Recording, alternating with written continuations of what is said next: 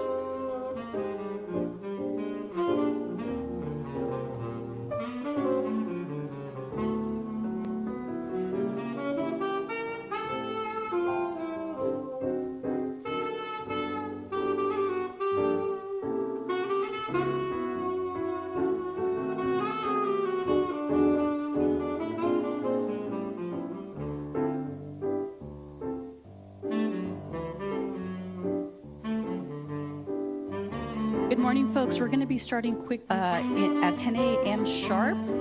Just wanted to give you a few quick instructions. If you can please make sure that your microphone is off. If you see a green light, that means it's on. Also, please make sure to turn off any your computer. If you have a computer, make sure that the microphone is off. And also, any electronic devices that you have, please silence them. We want to make sure that we have as good of an audio quality as possible. All right, any questions? Okay. Thank you so much.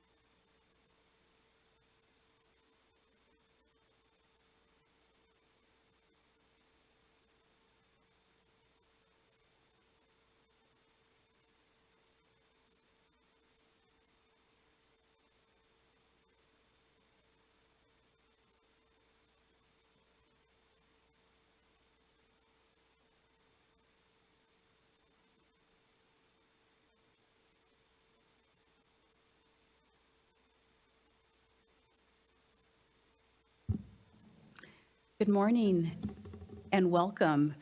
My name is Marina Perez. I'm with the Office of Public Participation. It's wonderful to see you here in person, and also welcome to those that are joining us via webcast. It's as we approach the end of the summer, it's just insane to think that we're almost at the end of the year. So we still have a long ways to go, though, in terms of our work. And so today we've got plenty of information to share with you, and we're really eager to hear your feedback. But before we get started, I wanted to share a few meeting logistics. First of all, important thing, it's still a warm day, so drinking water fountains and restrooms are out. If you exit the Sierra Room and make a left, look for the green sculpture that's in the mezzanine there, and that will direct you to the nearest drinking water fountains and restrooms. Also, each advisory group member received a blue packet today. So in this packet, you will find the agenda for today's meeting, the PowerPoint presentation, information on the breakout sessions, as well as a handout for places to grab coffee, to have lunch and whatnot. So please make sure to review that packet. And also have it handy with you, because that is what's going to be used during our meeting today. We're going to be constantly referring to it. So again, and I hope that that you all have had time to review and familiarize yourself with the content, because there's a lot of really good information on the draft fund expenditure plan that we want to make sure we hear back from you and have some great feedback from. So, okay. So what are the ways to participate? This meeting is being publicly webcast in English and in Spanish at video.calipa.ca.gov. And it will also be recorded and posted on the website. So since we're being recorded, we want to make sure that folks only turn on their microphone when they're speaking and turn it off when they're not. That's just to avoid any unnecessary background noise and just to have a better audio quality. So that's for us folks in person. For webcast viewers, there are separate streams in English and in Spanish, also at video.calipa.ca.gov. If you're interested in providing comments, have questions or issues or challenges with language interpretation or need technical assistance, please email us at safer@waterboards.ca.gov. We have a staff member who is monitoring those emails, and they will inform us if there's any email that's received regarding those matters. Next slide. Okay. So the Water Board's mission is to preserve, enhance, and restore the quality of California's water resources and drinking water for the protection of the environment, public health, and all beneficial uses, and to ensure proper water resource allocation and efficient use for the benefit of present and future generations. We start this meeting by acknowledging the groups who have experienced economic, environmental, and social disadvantages as a result of historical marginalization, racism, and injustice. The Safe and Affordable Funding for Equity and Resilience drinking water program, known as the SAFER program, was created to bring environmental justice to California. As a reminder, our work today should strengthen the empowerment of Indigenous and community voices as we work together to provide safe and affordable water to all Californians. At this point, I'd like to say happy birthday, SAFER. Established on July 24th, 2019, SAFER, an extension of a long history of California bills related to drinking water, was established. AB 685, which was adopted in 2012, established the human right to water as a state law, making California the first state in the nation to legislatively recognize the human right to water. The Safer Drinking Water Program has moved as quickly as possible to assist water systems and communities with managing complex drinking water challenges brought on by drought, contamination, aging infrastructures, and legacies of redlining and racial inequity. As a result, access to safe, and affordable drinking water has been made possible for more than 40% of the population previously served by failing water systems, benefiting more than 650,000 Californians in 120 communities. Happy birthday, SAFER. Next slide. Okay. So before we get started, we wanted to share just some very brief meeting guidelines. And so these are pretty standard. It's going to be a long day, so we ask you to take breaks as needed. Bathrooms, rest, and drinking fountains are close by. Also, very important, we ask you to speak slowly. This meeting is being interpreted.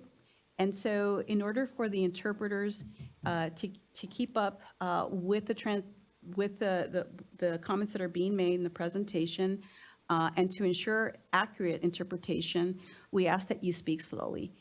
If we find folks are speaking too fast, whether it be myself or the presenters or any of the advisory group members, we're going to ask you to slow down or to pause in order for the interpreter to be able to complete their full interpretation. Also, when making comments or posing questions, we ask that you keep your comments concise and focused. We want to make sure that everybody's is able to participate and share information and provide feedback. So those are just some of our basic guidelines. And then also for folks who are participating in webcasts, if you need technical assistance with the webcast, please email us at safer@waterboards.ca.gov. Great. Okay, so with this, we move on to the agenda. Today's meeting agenda includes a presentation on the fiscal year 2023-24 Safe and Affordable Drinking Water Fund Expenditure Plan. That's going to be a real exciting one, in which we're going to have some breakout sessions to obtain feedback. There's also some guiding questions that were provided to you in your meeting materials that were sent out a few days ago. They're also in your packet. We're also going to be receiving feedback, a presentation and feedback on the SAFER website revamp. If you recall, the last SAFER meeting, Alicia O'Loughlin, was provided some information on revamping the website so it's a little more accessible and user-friendly. So Alicia will be bringing back some recommendations from what we heard last time, and we'll also be asking for additional feedback. And so that's going to be a really exciting activity with Alicia. We will also be providing SAFER program updates, which is a standard part of our meeting, as well as hearing from the SAFER advisory group members regarding any types of announcements related to their work within the SAFER drinking water program. And then lastly, at the end of the meeting, we will take public comments from advisory group members, from individuals who are here, joining us here at the advisory group meeting, as well as folks that are participating on the webcast. Too much coffee. Okay, and then the other thing is, before adjourning for the meeting, I do want to remind folks that we will have staff from the Division of Administrative Services, called DAS, who will be available to help you complete any travel reimbursement forms.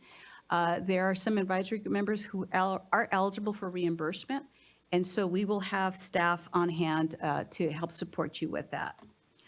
Okay, next slide. All right, so in order to warm up, get our conversation going, we're going to start off with introductions and a warmer. Again, my name is Marina Perez, and I'm a program manager with the Office of Public Participation. And so I'd like to use this time to introduce ourselves and get warmed up with the round of 20-second introductions. So our warmer today is, what is your favorite sound? I know what my favorite sound is, and you're going to hear about it right now because I think it might resonate with a few of you. So as a reminder, we want to make sure that you keep your introductions brief, so no more than 20 seconds. So when I call your name, please turn on your microphone, share your name, your affiliation, where you're from, and then let us know, what is your favorite sound? And I'll go first. I'm going to use as an example. My name is Marina.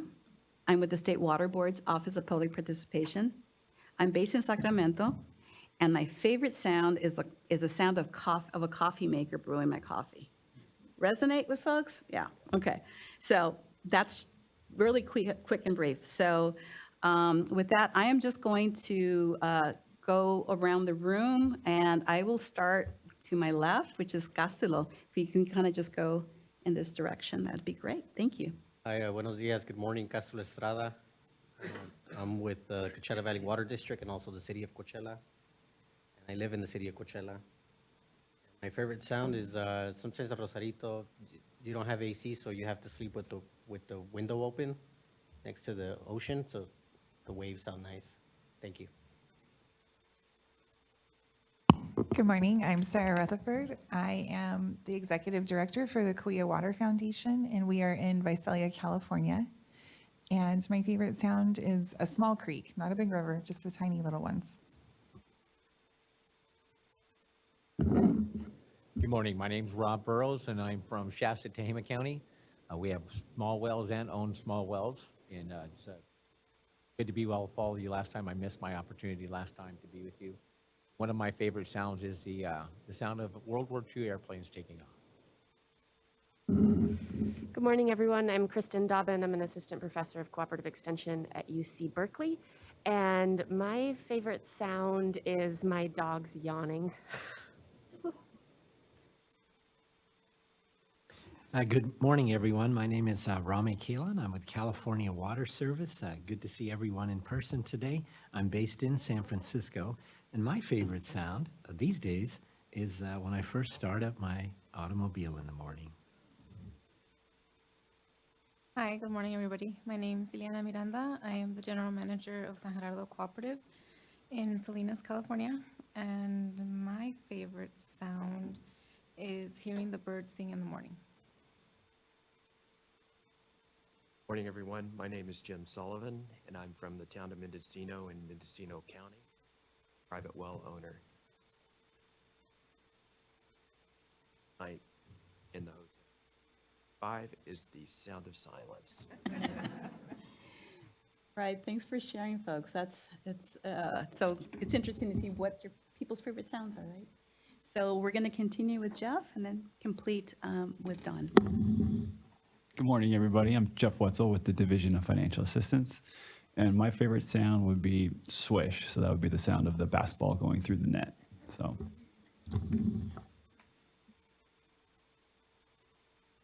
Good morning. My name is Alicia O'Laughlin. I'm with the Office of Public Participation. And my favorite sound is a hearty laughter from my daughter.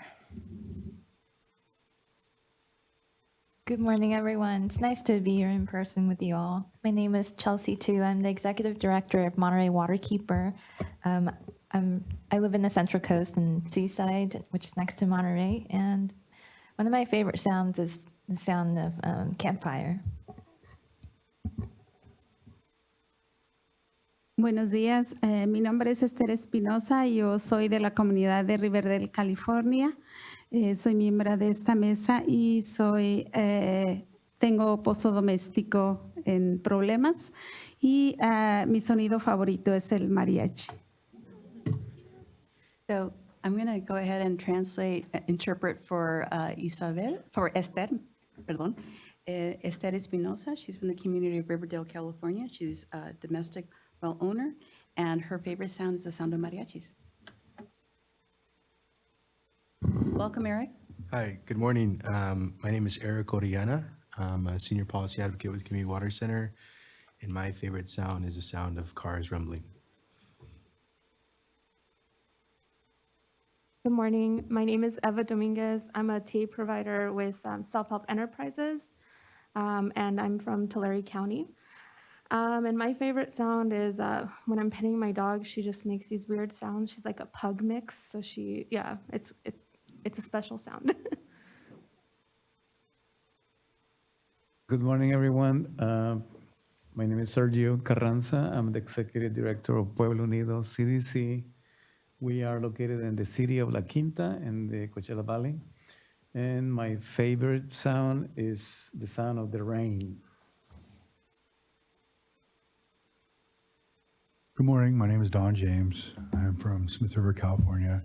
I am a Tolowadini Nation member from Northern California.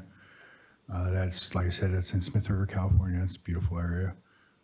My favorite sound is my 2-year-old and 4-year-old when I can make them laugh heartily. Oh, that sounds really beautiful. Thank you for sharing.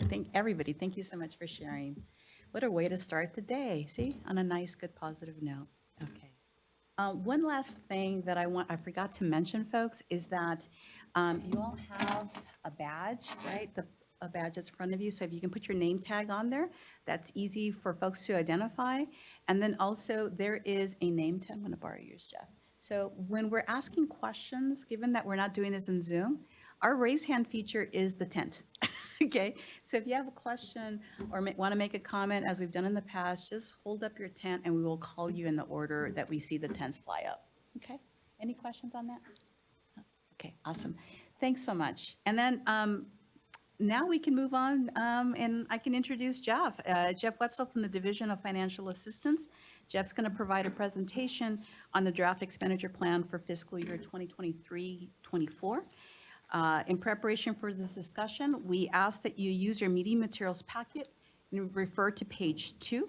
Once the first discussion is complete, the presentation is complete, sorry, the speakers will respond to any clarifying questions on their presentation. Jeff?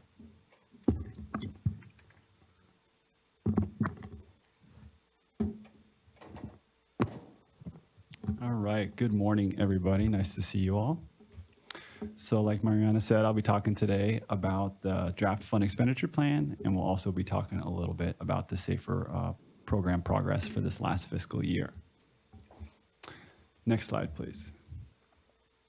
So before I dive into the slides, we thought it would be helpful to share with you the breakout room questions related to this up front, so you guys can have them in the forefront. So I'll read through these. What feedback do you have on the funding targets? And which project types would you prefer increase or decreases in funding, and why? And then for operation and maintenance funding, what additional feedback do you have on the direct O&M, the operations and maintenance funding approach or targets? And then lastly, are there any specific topics or issues that you would that we should discuss regarding the content of the fund expenditure plan? Next slide, please. So we'll start by looking back at this last fiscal year, which was fiscal year 22-23. Next slide, please.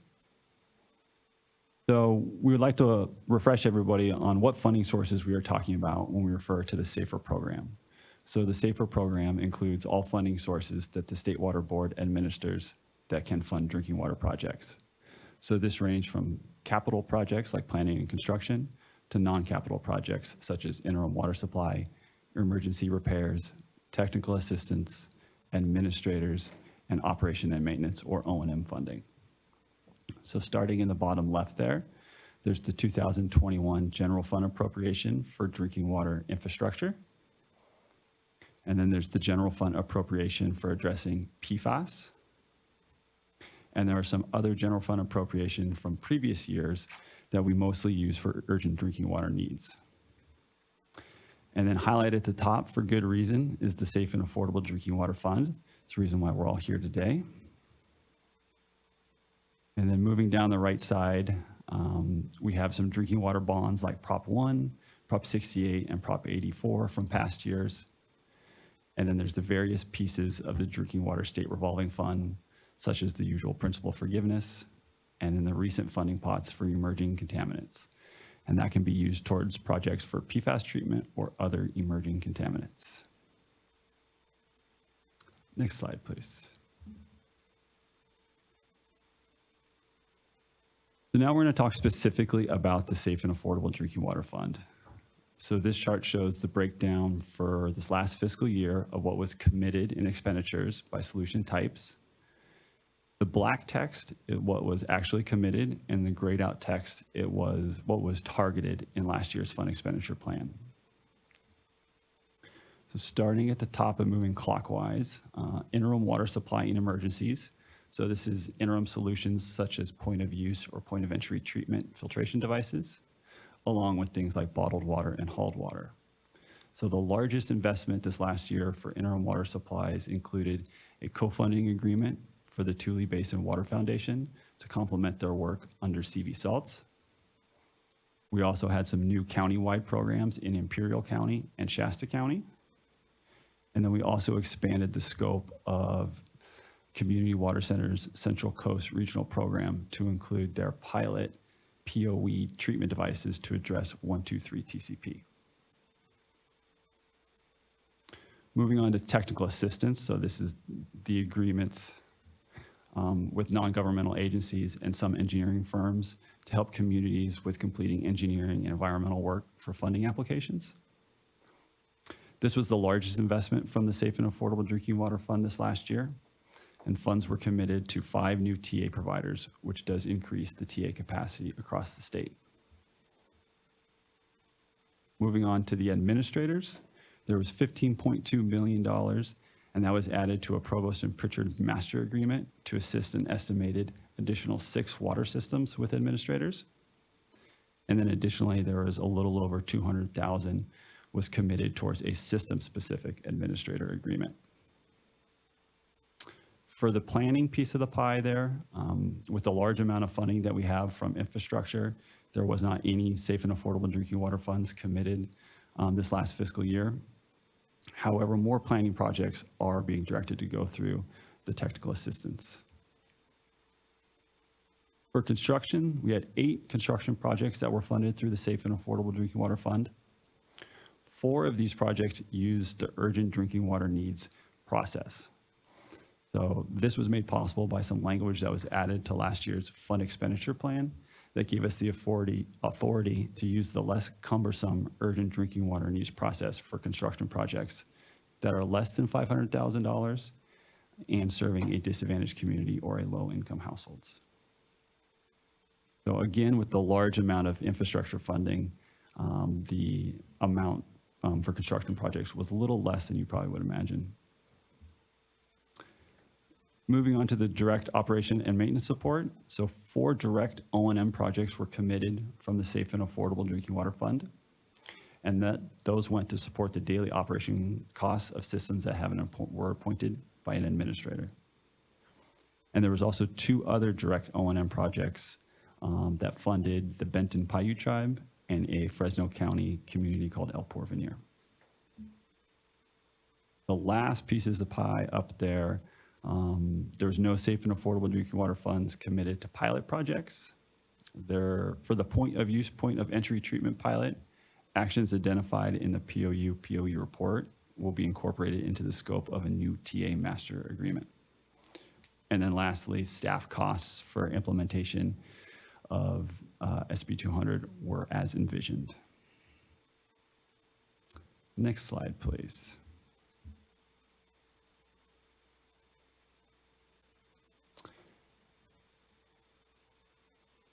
So this slide shows the performance for the larger SAFER program over this last fiscal year. We had interim assistance to 276 communities and just over 4,500 households. We had technical assistance to 383 communities. 63 of those were planning via TA. There was planning projects, 50 planning projects completed.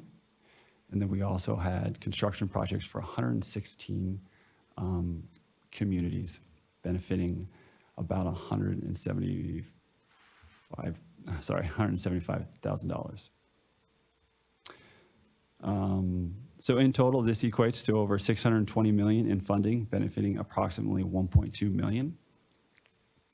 And for the projects, for the construction projects, the $510 million reflect projects going through our Office of Sustainable Water Solutions, which focus on small disadvantaged communities.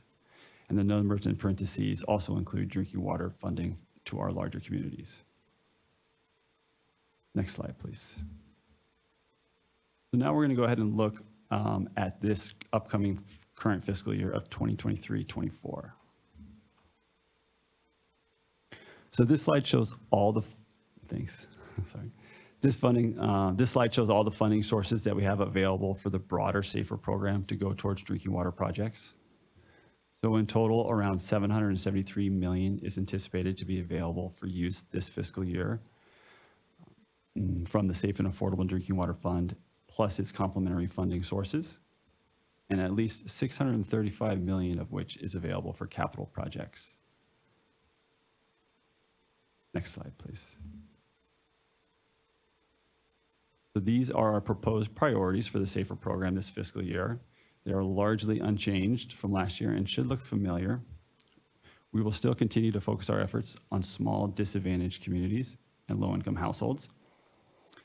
There was some language describing the priorities that has been updated. So the first one there, we added water systems relying on bottled or hauled water in the past 3 years, and also added some specificity to the consolidation priority to include state smalls and domestic wells near water system boundaries.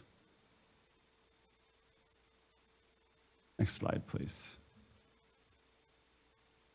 So this slide is going to summarize the proposed fiscal 23-24 targets.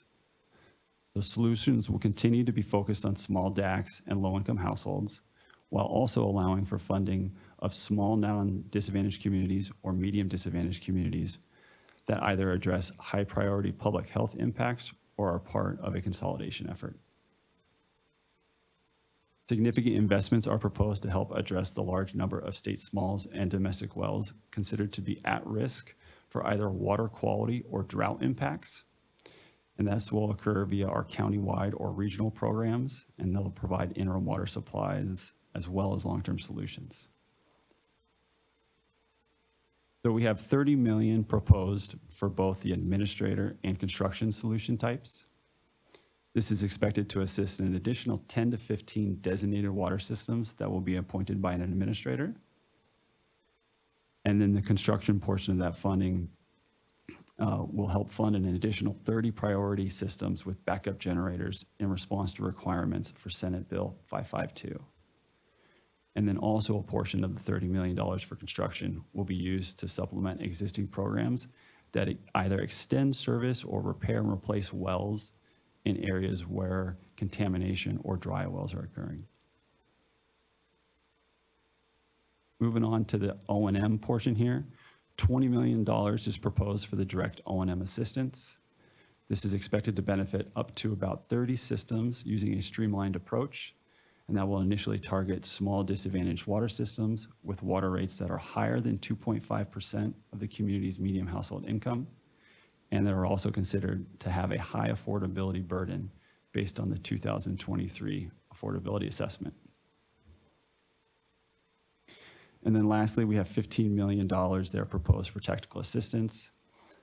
This will potentially add funding and scope to one or more of our existing TA agreements to cover point of use, point of entry related items, funding partner community outreach related items, and then potential TA needs related to the direct O&M funding program implementation. Next slide, please. All right, I'd like to summarize some of the key updates to this year's FEP. Slide, please. So for the direct O&M support, we added more detail around the steps to develop the O&M funding program, including the affordability threshold, program guidelines, key conditions of funding, and streamlining the O&M funding award and disbursement process. For construction, we added a description of the new expedited drinking water grant program guidelines. Regarding drought infrastructure, information was added clarifying that the urgent drinking water needs process can be used for backup generators for small disadvantaged water systems. And the metrics and performance section, there was modification of some of the metrics to better align with how tracking is occurring for the SAFER program, and the addition of the new metric category on tribal coordination on drinking water projects in response to Assembly Bill 2877. And then speaking of tribal considerations, updates were made for the recent outreach and coordination efforts, some of the new tracking requirements, and the new tribal needs assessment was added to Appendix A. The next two slides, next slide please, I'll talk a little bit about the tribal needs assessment. So the State Water Board, in collaboration with U.S. Environmental Protection Agency, Indian Health Service, and the Department of Water Resources, has developed a tribal needs assessment. The tribal needs assessment is based on data from U.S. EPA and IHS and begins to illustrate the status and needs of tribal drinking water systems and identify gaps in federal funding that may be addressed by the SAFER program. So working with our federal partners, we now understand that 60 of the 109 federally recognized tribes have water systems regulated by the US EPA. And among those 60 tribes, there are 17 tribal water systems that are considered failing. The State Water Board is collaborating with US EPA on solutions for these tribal water systems. To identify the 17 tribal water systems that are failing, US EPA used the needs assessment failing criteria list and came up with their equivalent criteria list that aligns with the data that they collect. We also now know that there are 49 federally recognized tribes that do not have water systems regulated by the US EPA and instead receive their water from domestic wells, surface water, and/or a public water system. These 49 tribes will be the focus of outreach in 2024 to better understand their source, their status, and their drinking water needs. And this outreach will continue to be a collaborative effort with our federal partners. For more information on the Tribal Needs Assessment, that can be found in the FEP Appendix A1. And I also wanted to note, and it should go without saying, that the State Water Board is always open to working with California Native American tribes for their drinking water needs. The starting point for the Tribal Needs Assessment was to leverage data and info from US EPA and IHS on the 109 federally recognized tribes. Next slide, please. So through the ongoing coordination efforts with US EPA and IHS, there are several funding gaps that have emerged that are uniquely met by the SAFER program. So these opportunities include funding shortfall. IHS has a number of approved tribal water projects that will suffer a funding gap between what was initially approved and budgeted and the actual cost of construction. This gap in funding for all the IHS approved projects is estimated to be around $2 million. There's also opportunities related to ineligible costs.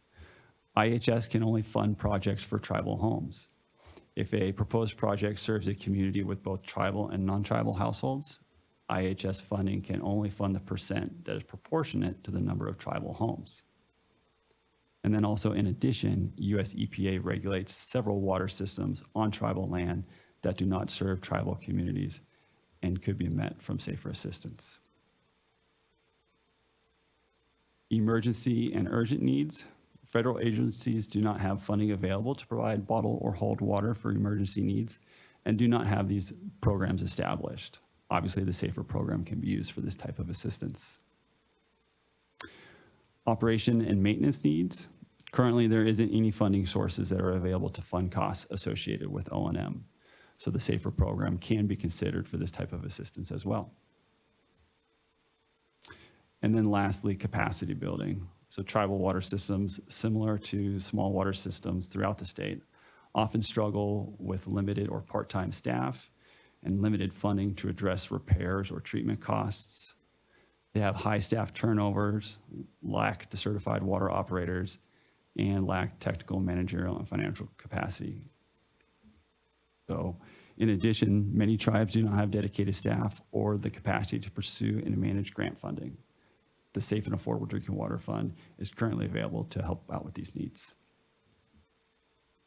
Next slide, please. So looking ahead, these are the next steps. The draft fund expenditure plan is posted and the comment period closes on August 30th.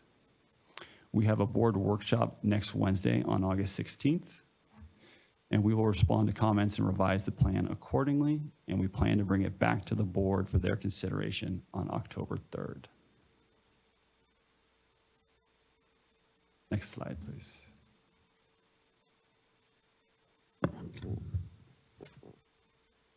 Thanks, Jeff. Lots of great information there. So I want to make sure that we have the right instructions before we start our question and answers with Jeff. As I mentioned before, please raise your name tent. If you want to ask questions, we'll take it in the order received. We also remind you to please turn on your microphone when you're going to speak and to turn it off when you finish speaking. We also ask that you speak slowly when you're asking your questions. And also, please limit your questions to a total of 3 minutes, no more than that. We want to make sure folks all have an opportunity to ask questions. With that, I will open it up for questions and answers. We have a first question from Kristen Dobbin. Yeah, just a quick question about the tribal needs assessment. Just for clarification, so those are the US EPA federally regulated systems. I know that the non-federally recognized tribes have systems that are regulated by the board. But those systems aren't included in the tribal needs assessment. Is that correct? I can lean over to my partner over here, but yet my understanding is that the starting point was for the 109 federally recognized tribes to look at that data that was existing. And then the follow-up to that, is there anywhere in the state needs assessment that we're calling out which state systems are tribal systems? Because it seems like we have a missing hole in our understanding of tribal systems.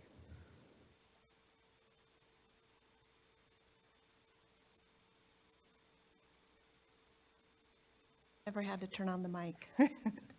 My name is Elizabeth Herrera, and I'm in the Office of Public Participation, and I'm a tribal affairs specialist, and I focus only in tribal affairs. So it's a really good question. We started with the federally recognized tribes because there was data available. And so repeat your second question again. I was figuring out. So the question is if there's anywhere in the state needs assessment, because if they are public water systems, the non-federally recognized tribes would be in that state needs assessment, but I'm wondering if we have any way to ID which systems there are so we could have a full picture of tribal water systems. Oh, we have some support over here. So we have all the expertise here, so bear with us. And the other thing I'm going to ask for folks is if you can slow down a little bit so our interpreters can capture that. Thank you. Sorry. Yes, this is Andrew Rouse, folks, with the Division of Drinking Water, and the short answer is no, because there isn't a separate categorization in our data system, in our CITUS data system, that would capture that. So that's the short answer. There may be ways of getting to it, but it probably wouldn't be comprehensive. And you're right, that's the short answer. The long answer is that we're working with our Office of Information Management and Division of Drinking Water to figure out what data is available and how we can ascertain those needs and the status of the state recognized tribes. So we identify it as a gap, and we're working on figuring out what's available and how do we figure it out. Thanks very much for that question. And I see cards raised by Sergio and Castelo. Castelo will go first. Castelo, go ahead and ask your question. Yes, thank you. I have two questions. Since we're on the tribe issue, I have a question related to that. Of the 17 failing water systems that have been identified as being regulated by US EPA, do you have a sense of where those are at? Are they concentrated in one particular region, or are they spread across the state? And then the second question is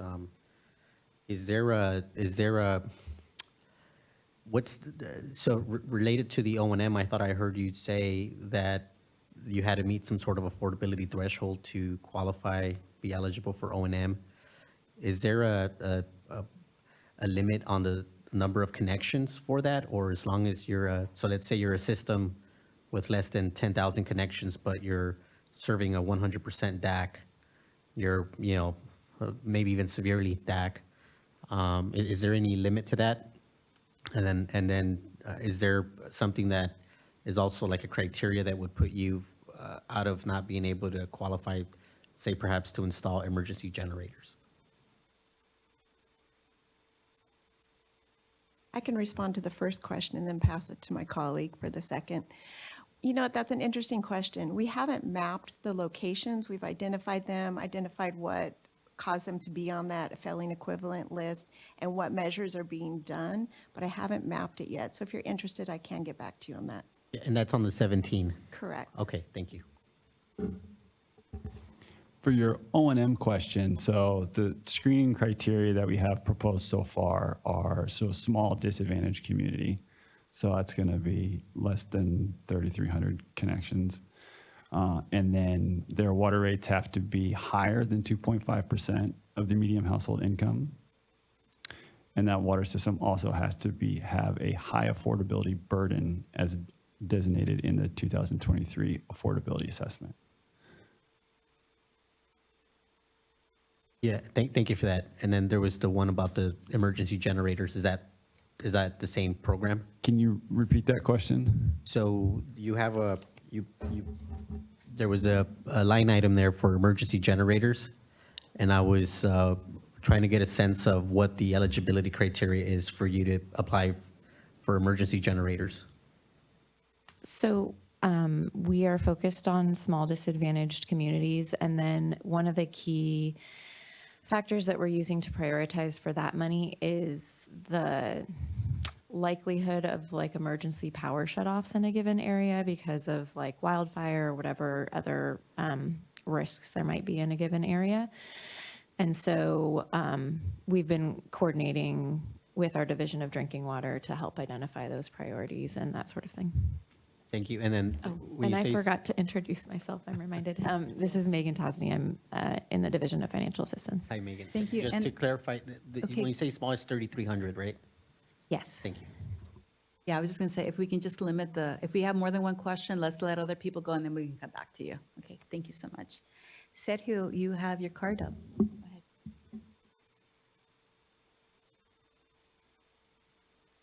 We are experiencing more emergencies than before, especially in the summer, and especially in the extremely heat environment in the Eastern Coachella Valley.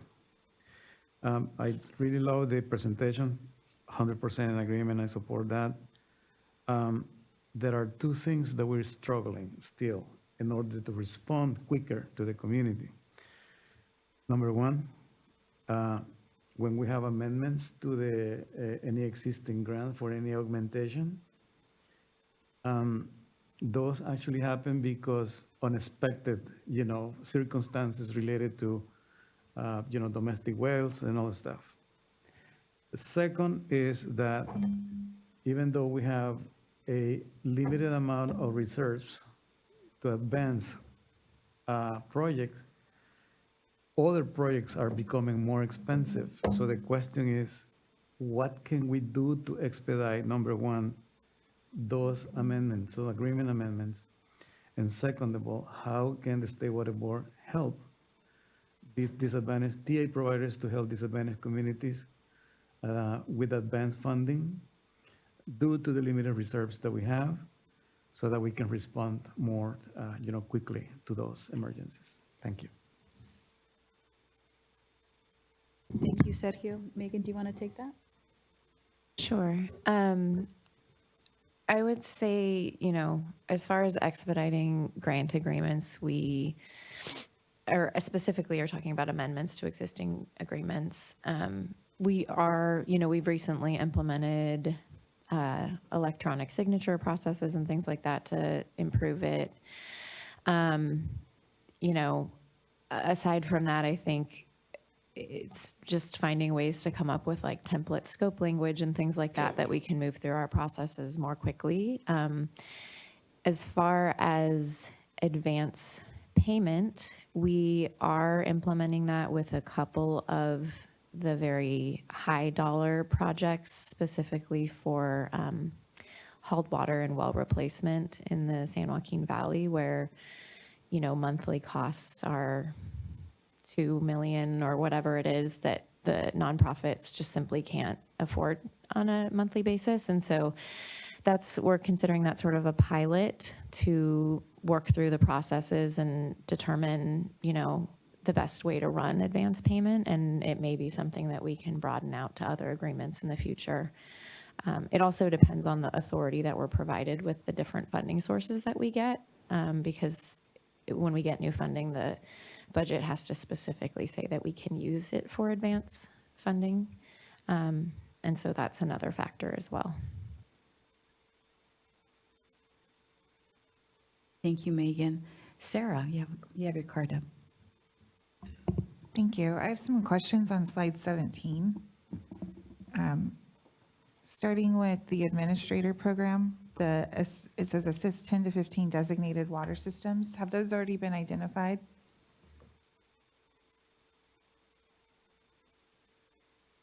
Throw it around. Sorry.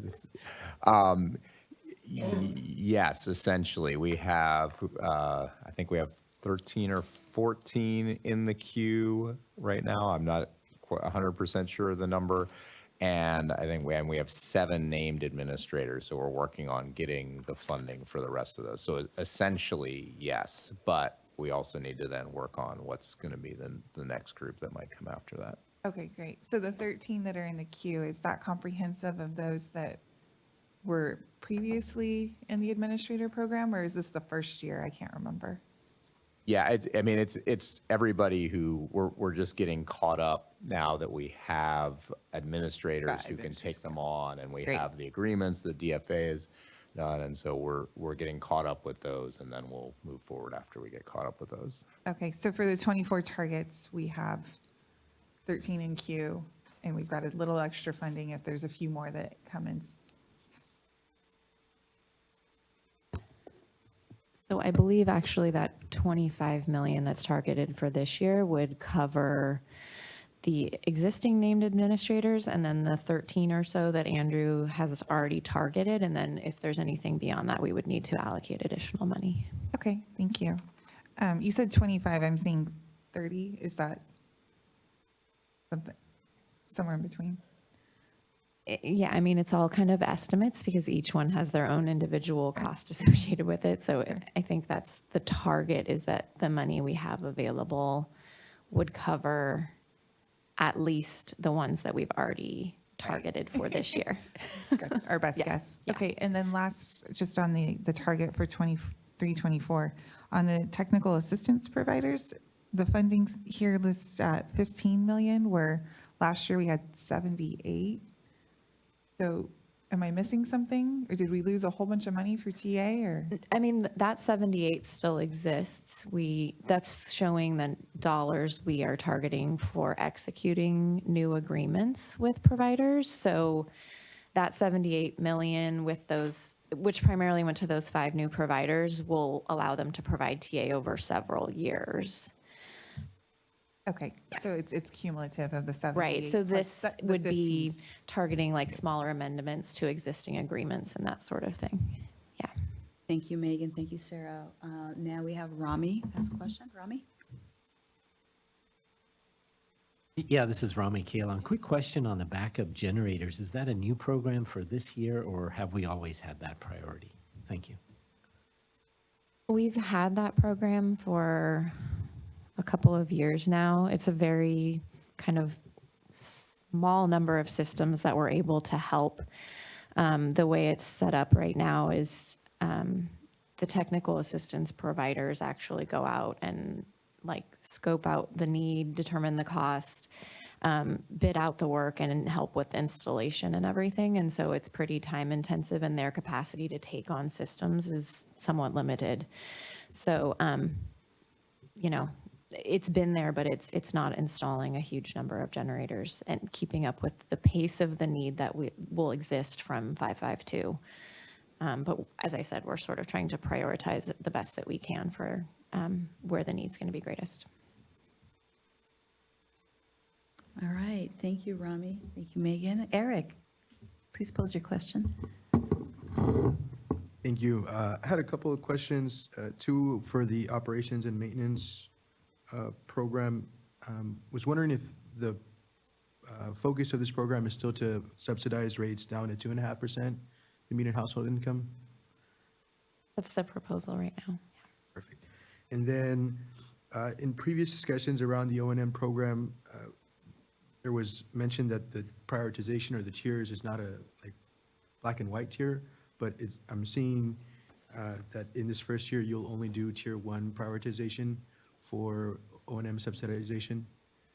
Will there be any other systems considered? Yeah, so for the first year, we have those 2 tiers, like you mentioned, right? So we spent a lot of time talking about the tier 1 statewide prioritization, which I think is our focus.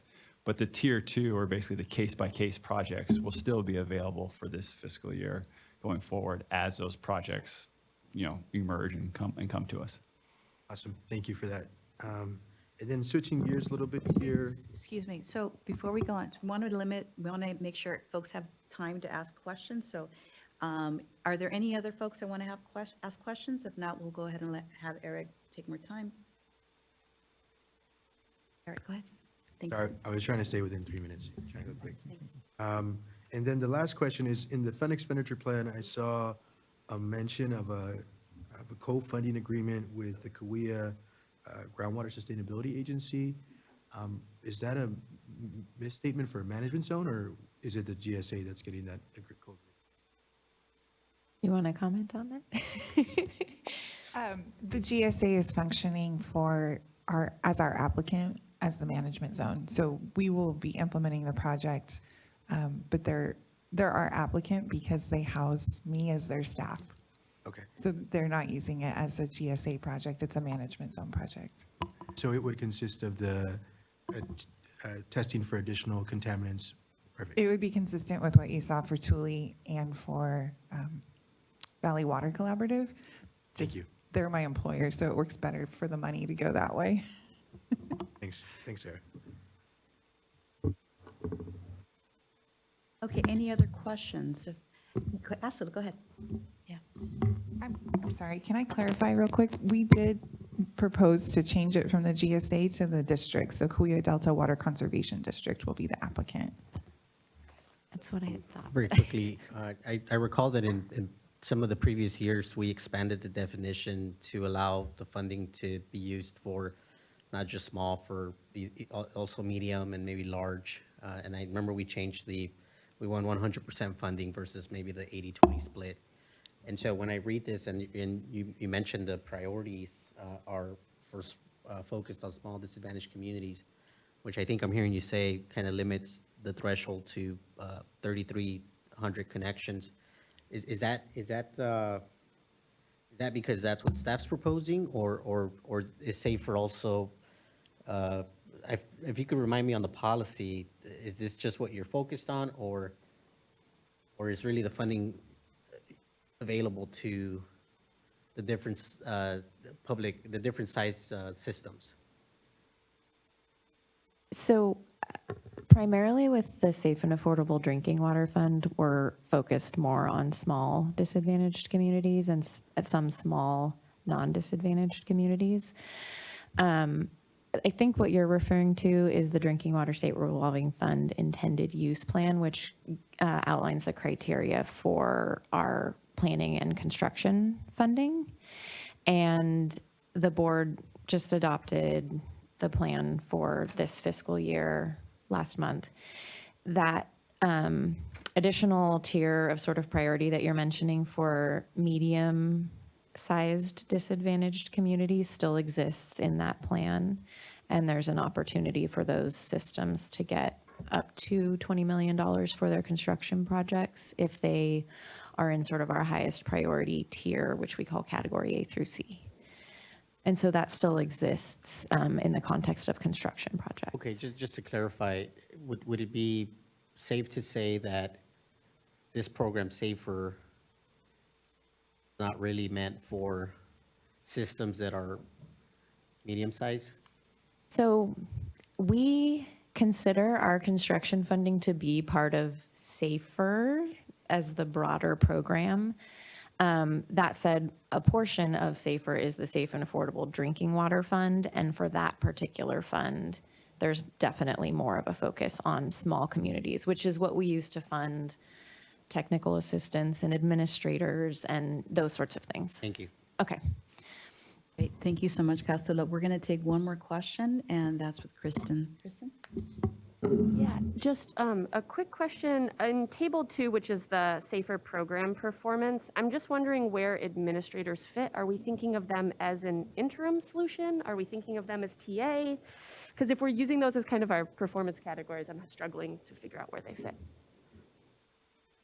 It's a very good question. And because we've had such a influx in like new TA or administrator assignments this year compared to previous years, we probably need to create a metric for that, but it's not sort of in our overall SAFER summary table that we use for performance at this point.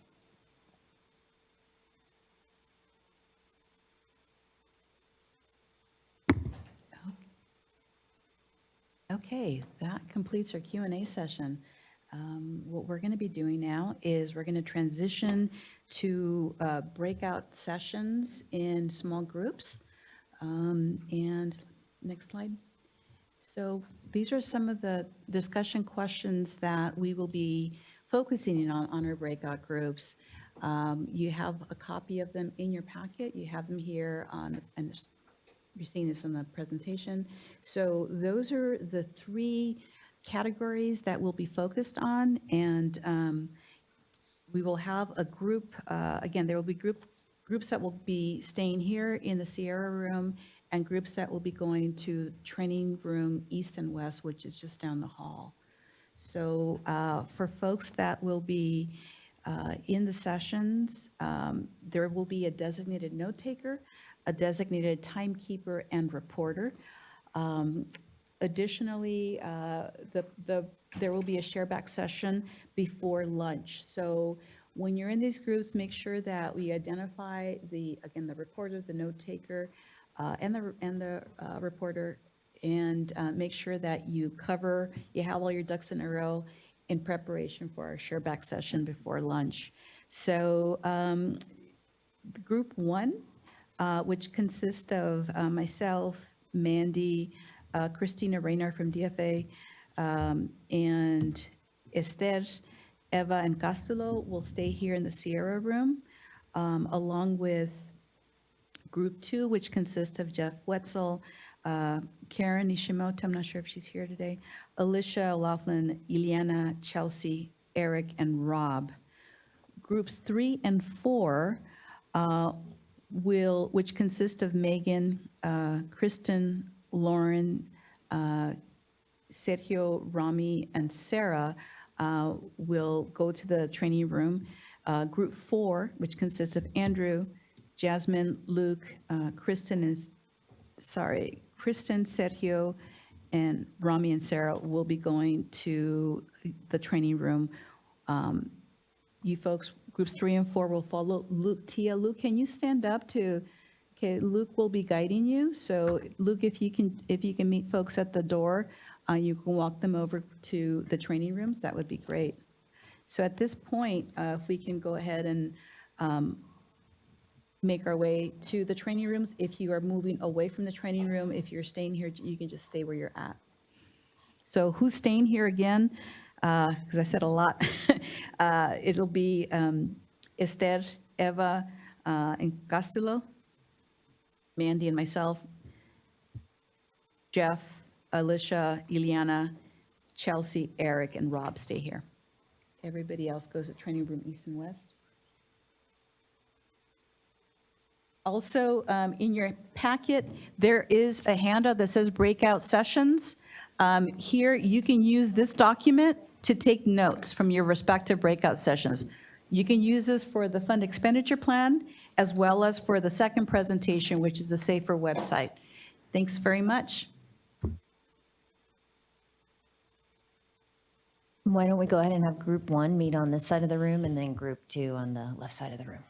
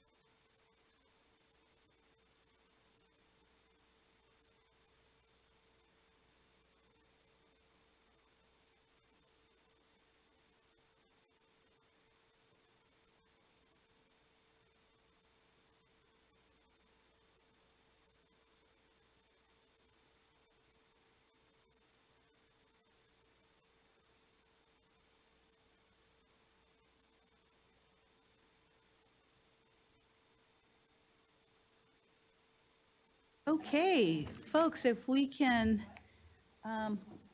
reconvene after our breakout group sessions. We are ready to do our share backs.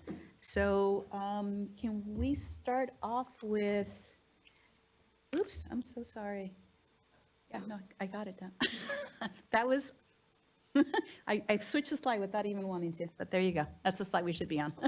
All right, so can we please start off with group one, who is here in the Sierra room? And I believe that the reporter is Eva Dominguez. Eva, do you want to go ahead and start and share the feedback that was collected during this breakout session? Thanks, Eva. Yeah. Okay, so we had a couple points of discussion on the funding targets. We wanted to know if there's any category where money could be budgeted to resolve Chrome 6 issues. Like where would it fit within this program, if anywhere? And then for the consolidation specifically, we just wanted to know how the State Water Board will help avoid unnecessary delays that are caused sometimes by the receiving entities. Not always, but sometimes by the receiving entities when they're not responsive or they just bring up things that might delay projects. Because we do know it's one of the priorities to accelerate consolidations, but we've gotten stuck in having all these unnecessary delays. And in the budget, is there a place where there might be recharge projects that benefit disadvantaged communities, so like recharge basins? And also, is there funding for middle-income families who have dry wells that cannot afford to drill a new well? There are a number of folks in that situation. For the O&M program, we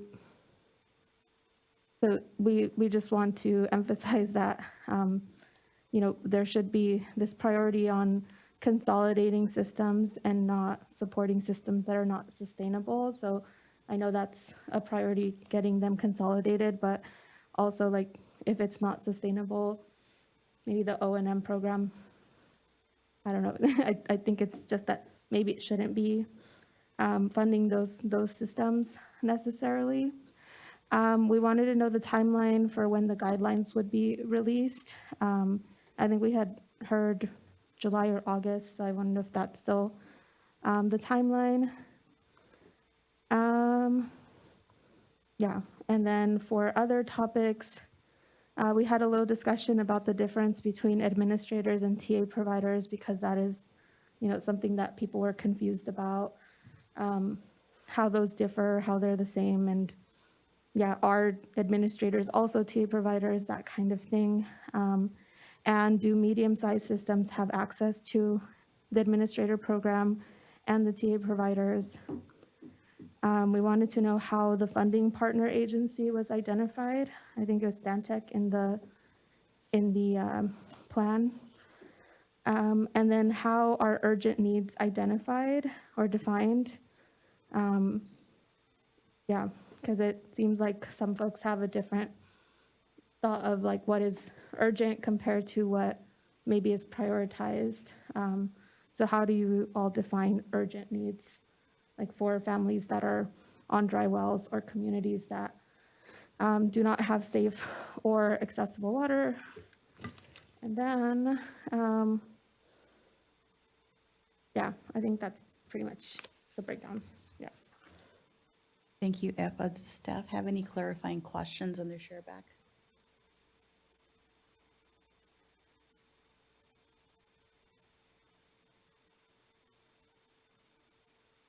And go ahead.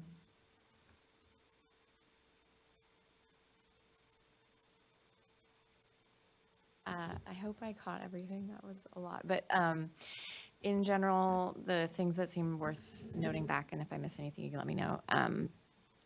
For Hex Chrome, we can potentially use our funding to address hexchrome, like particularly for construction projects. That isn't necessarily the focus of the Safe and Affordable Drinking Water Fund, but it is something that, is outlined in our annual intended use plan, how those projects are prioritized for construction projects. As far as middle income well replacement for domestic wells, we are very close, and you can correct me if it's already executed, but very close to executing an agreement with RCAC to start doing some of that work. We have an existing agreement with Self-Help Enterprises, of course, but that agreement is limited to low-income households, and so we're having this additional agreement to meet that need. It will take time to work through the backlog of existing folks that are in that situation, but work will be getting started. As far as, the timing for the O&M guidelines, we have incorporated that as an appendix to the fund expenditure plan, so that will all happen on the same time frame. That'll be part of what we discuss at the workshop next week, and then it'll all be considered for adoption in October. There was a question, I think, about whether middle-income house or systems are eligible for administrators in TA. We do help small non-disadvantaged communities through the TA program, primarily focusing on those that are failing or sometimes at risk. And for administrators, thus far, we have been solely serving disadvantaged communities, but we are working on a policy interpretation that hopefully will soon be able to do it for small non-disadvantaged communities also.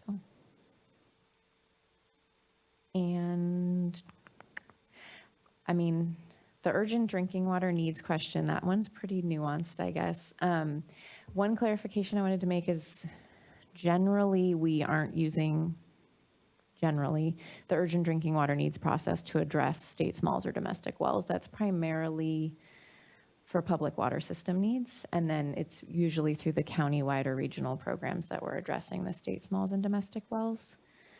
And I don't know if that answers your question, but Yeah, I think it's kind of related to, when there are folks on private wells or a small community, it's the different definitions of, or not, maybe not different, but like how I guess like folks feel like they're in an emergency situation and then, working through projects or trying to get a new well drilled, and it just moves so slowly. So it's like we're in emergency, or we're in a project identified as urgent, yet everything moves so slowly. So I think that's where that comment came from. It's like, why do we call, well, it wasn't specifically for the urgent drinking water needs. It was just like, if we're in an emergency, why are things moving so slowly?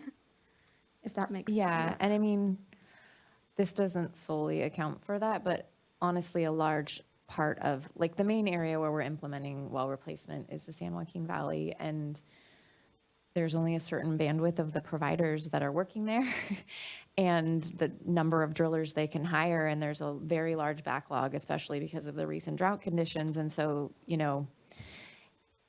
it's a logistical issue largely, I would say. We've advanced funding to try to eliminate that being part of the equation. And so, we're working closely to try to figure out how to help the actual drilling of the wells go more quickly. Thank you. Thank you, Megan. Okay, Rob is that, am I correct? Are you the reporter? Okay, Rob, so if you can provide your comments. Hopefully we covered this Feedback, properly for you. thanks. If you come back to question number one, what's the feedback do you have on the funding targets? As we looked at the funding targets that were available there, we had looked at it, we thought, okay, this is a great snapshot, but how do we know where today is based on yesterday? And so what our recommendation is for us to go back and look at past trends, whether it be 5 years or 10 years, to see what the funding has been over that time frame and to see what the new needs are based on what that trend shows. Because obviously we've been in a drought for the last 6 to 8 years. Our trend has been in a drought situation, and now all of a sudden we're overwhelmed with excessive water, And so that puts us in a different category. And so what are the needs based on what the drought has been in the past, and then what is our new water resources that we have today? Because tomorrow we don't know if we'll go back into a drought or we'll have more water resources at our fingertips. And so one of our questions is how do we make a good decision moving forward on the budget and what we see here based upon where we have been? I mean, it's always a question mark no matter how you look at it, but it's nice to see where we've been and where we hope that we're going to be going. And so that was one of our questions and answers for question item number 1. Which project types would you prefer to increase or decrease funding, and why? So one of the items that we talked about was for the TA to domestic wells statewide. And one of the reasons we were looking at was for more funding for those systems to be able to move forward with that.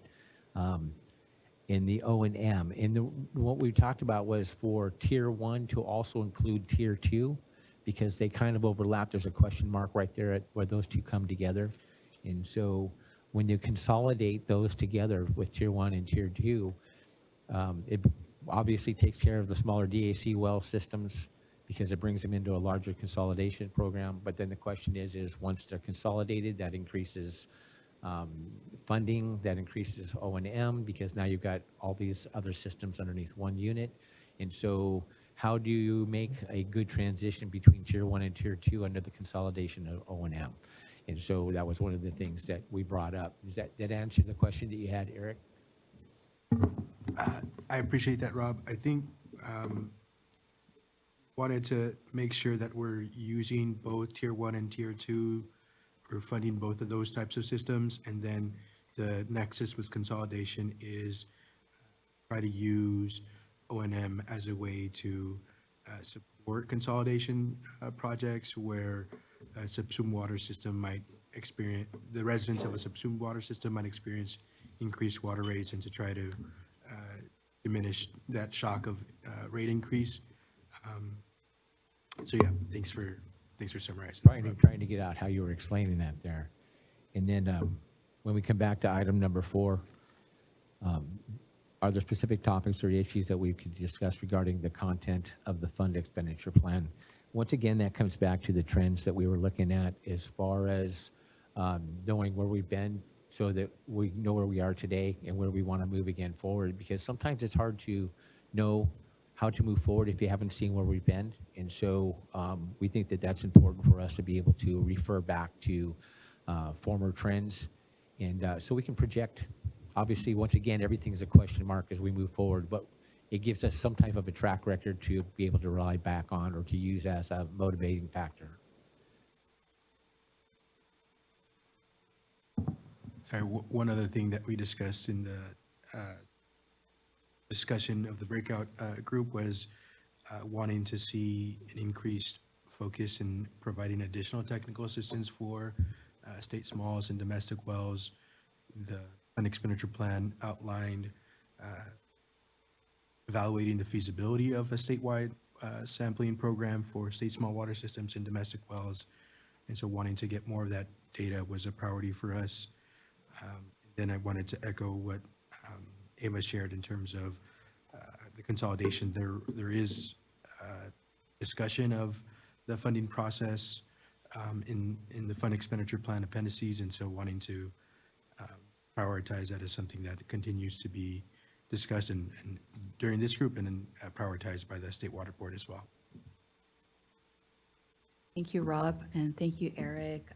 To our staff, is there any information or any points that you all want to clarify or ask any clarifying questions? If not, we'll move on to the next group. Now, there was group 3 and 4. I think that it was merged into one. Is that correct? Okay. Correct. We had some So, people Sarah, I that were- guess you're the reporter, right? Sure, yeah, we had some people that were absent and Yeah. decided to merge. No So worries.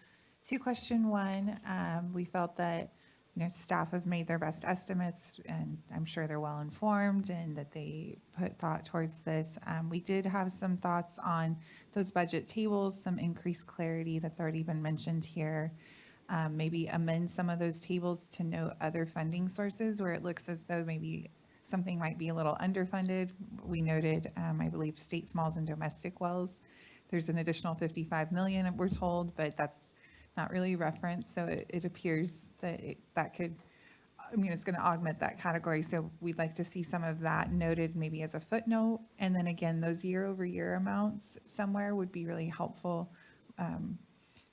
We had staff there to help answer those questions, but it came up again and again. Regarding question 2, we had some concerns around the administrator program. There's a lengthy discussion about how the legal definition constrains, the state board's regulatory authority and public water systems only, and there's significant limitations on staff's ability to fund certain projects. There was also concerns regarding the continued increased costs and if there's any sort of off-ramp in the administrator program, so how or when those agreements would be terminated.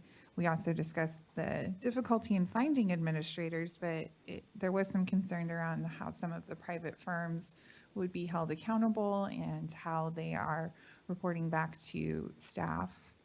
There was also lengthy conversation about the need to have the administrator program be driven by community concerns and community engagement, and the need for this to be very local, very regional, and that sometimes where counties may be a good fit, in other places they really are not, and especially where counties are unwilling, that doesn't seem to be a good fit as well. Going back to state smalls and domestic wells, there's obviously significant challenges and extremely costly.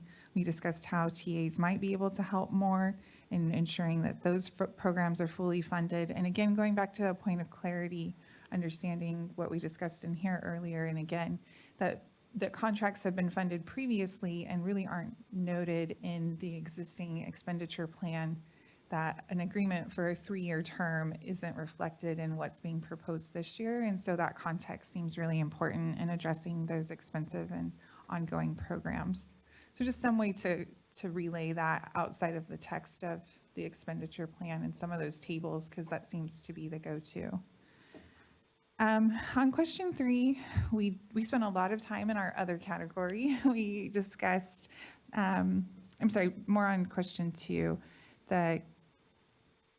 I mixed that up. Question 2 is the O&M, and the group felt that O&M should remain at the forefront, and it was strongly supported, that it's currently beginning to build some momentum, and the group hopes to see increased funding in the future.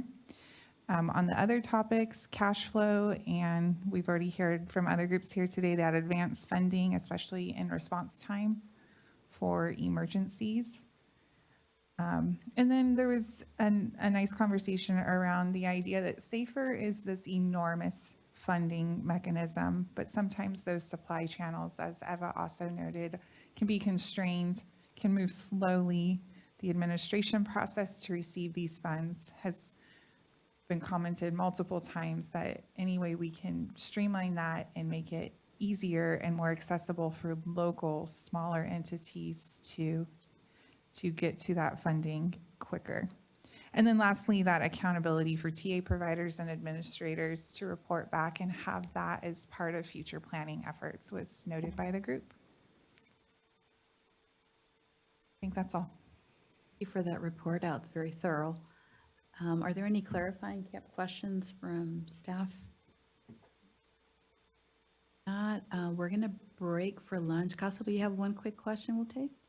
Not a question, it's just a clarification from our group. I just, regarding the our comment on funding for medium systems, I think what we were saying is we'd prefer it to be opened up for any size with disadvantaged status before it opened up to any other system with a non-disadvantaged status.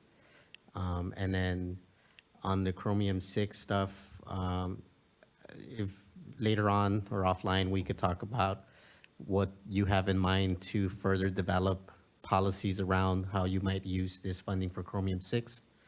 I heard you say that it is mentioned in the policy, but maybe it sounds like it needs more work. So happy to connect on that. Thank you. Thank you for that clarification, Costello. Okay, guess what? It's noon. It's time for lunch. All right, folks, we have a 1-hour break, so if you can come back by 1 o'clock, that would be great. Have a great lunch, and also in your packet, there is a list of local restaurants that you can select from. Make it easier for you that are close by. Have a good lunch. We'll see you in an hour. 1 o'clock.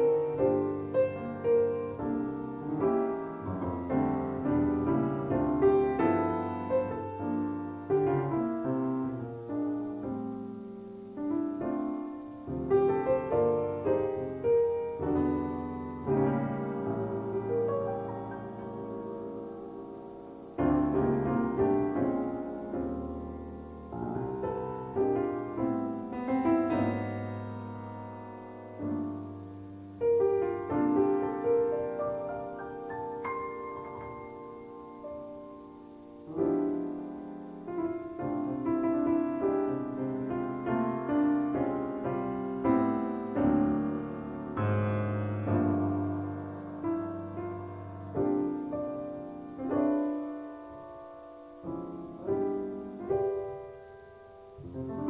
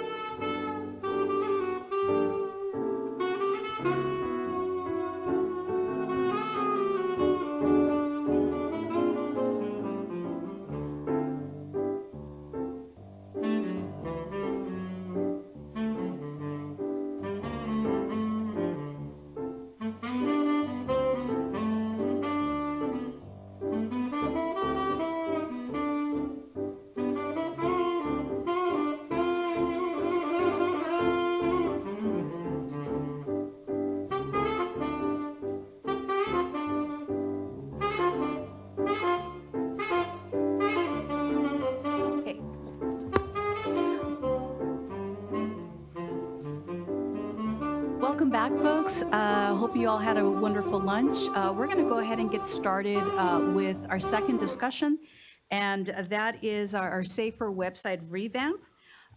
It's now my pleasure to introduce Alicia O'Loughlin from the Office of Public Participation. Alicia will be providing an update on the revamp of the safer webpage. Hand the mic over to Alicia. Alicia? Hello, welcome back. I hope you enjoyed your lunch.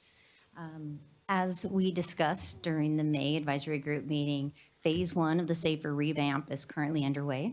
And the revamp is going to start with the homepage only, which is, again, the first page that visitors are going to see when they're accessing the website. So we really want to make sure that it's easy for all the different user types to find the information they're looking for quickly and really speaks to all the different users that access our webpage. So at the May 24th meeting, the following recommendations were provided regarding the homepage layout, which were, yes, thank you. Consider moving the What's New section to the bottom of the homepage or create a drop-down menu for it. And to ensure the icons and images are relatable and intuitive.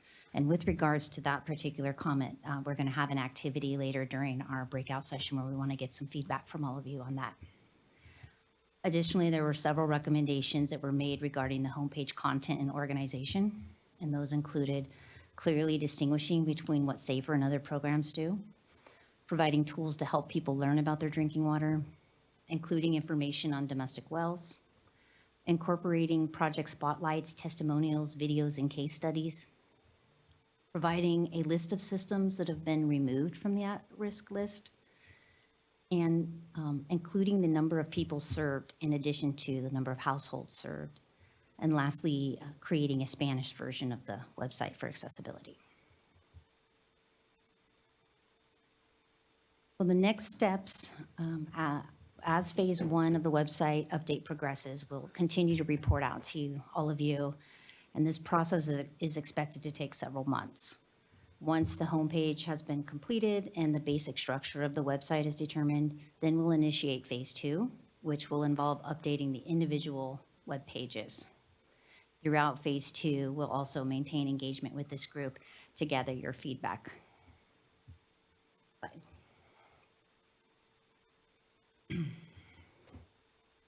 Thanks, Alicia. So this is a quick Q&A session. So if you have any questions you'd like to ask Alicia, we ask that you raise your name tag to ask questions. We will take the questions in the order that they're received. When you do that, please, when you're called on, please turn on your microphone, speak slowly, and limit your questions to no more than 3 minutes. Once you're done, please turn off your microphone. So if there are any questions, please raise your name tag. And we have our first one with Sergio. Sergio, go ahead.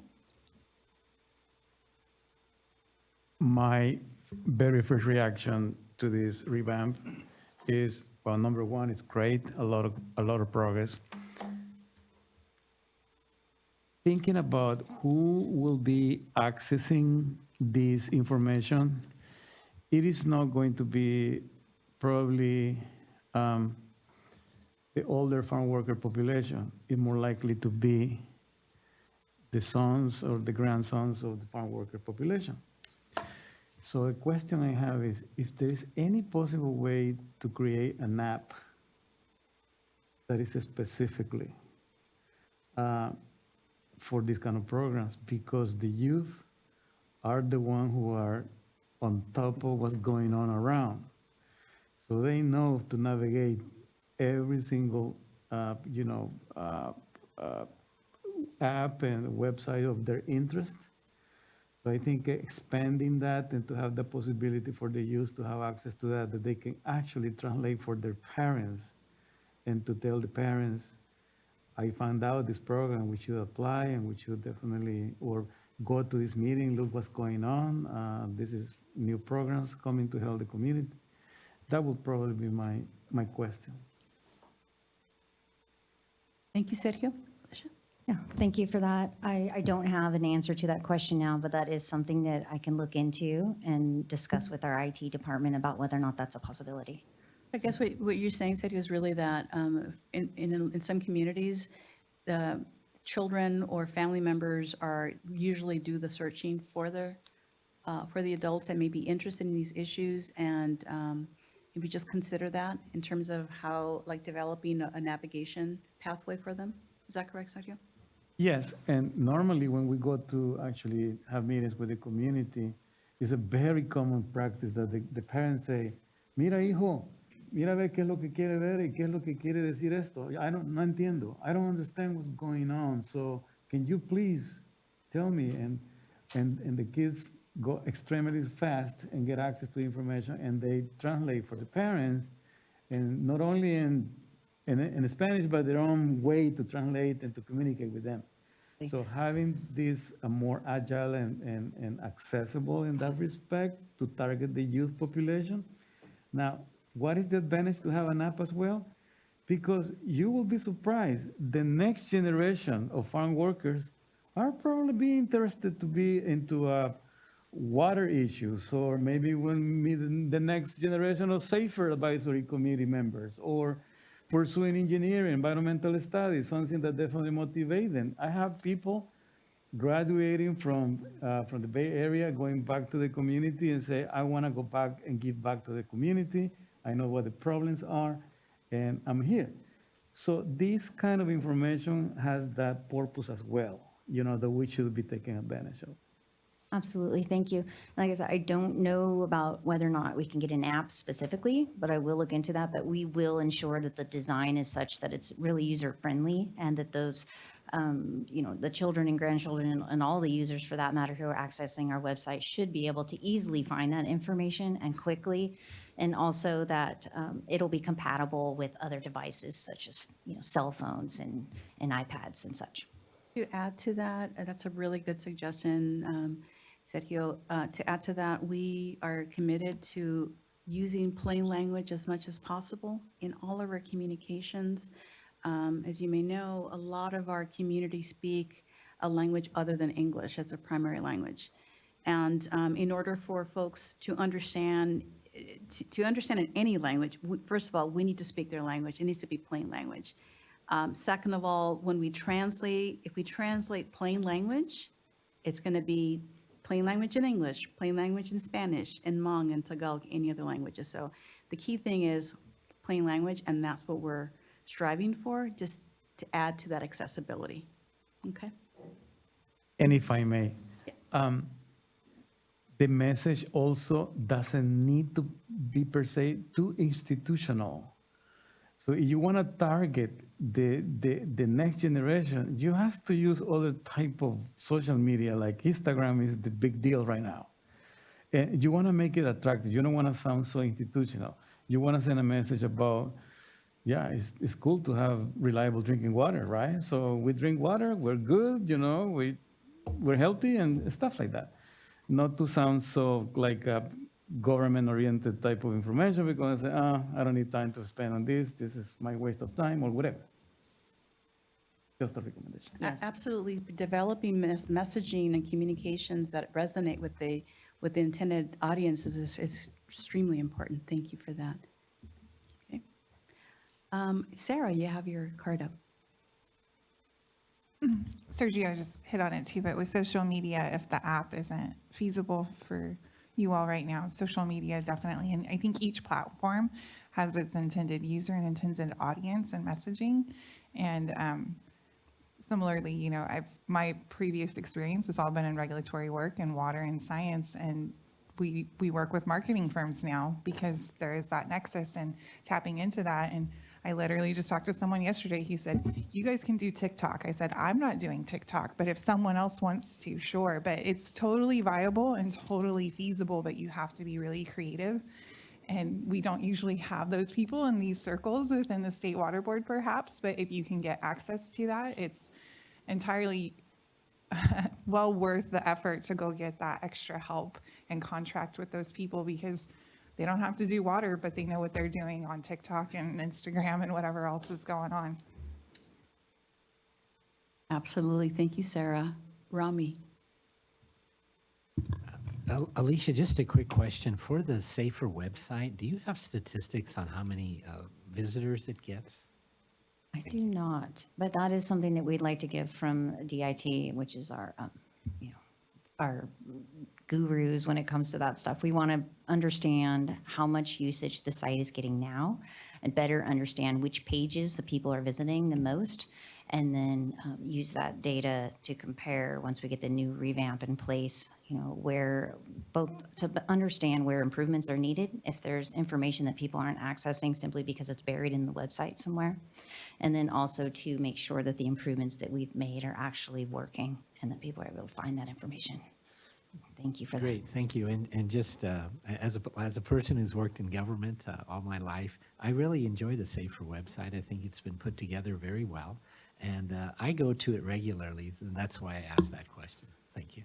Thank you for that. I know I personally have a hard time finding information on there sometimes, so I appreciate the positive feedback, and I also think there's a lot of room for improvement, so I'm looking forward to the revamp as well. Rami and Alicia, are there any other questions or comments?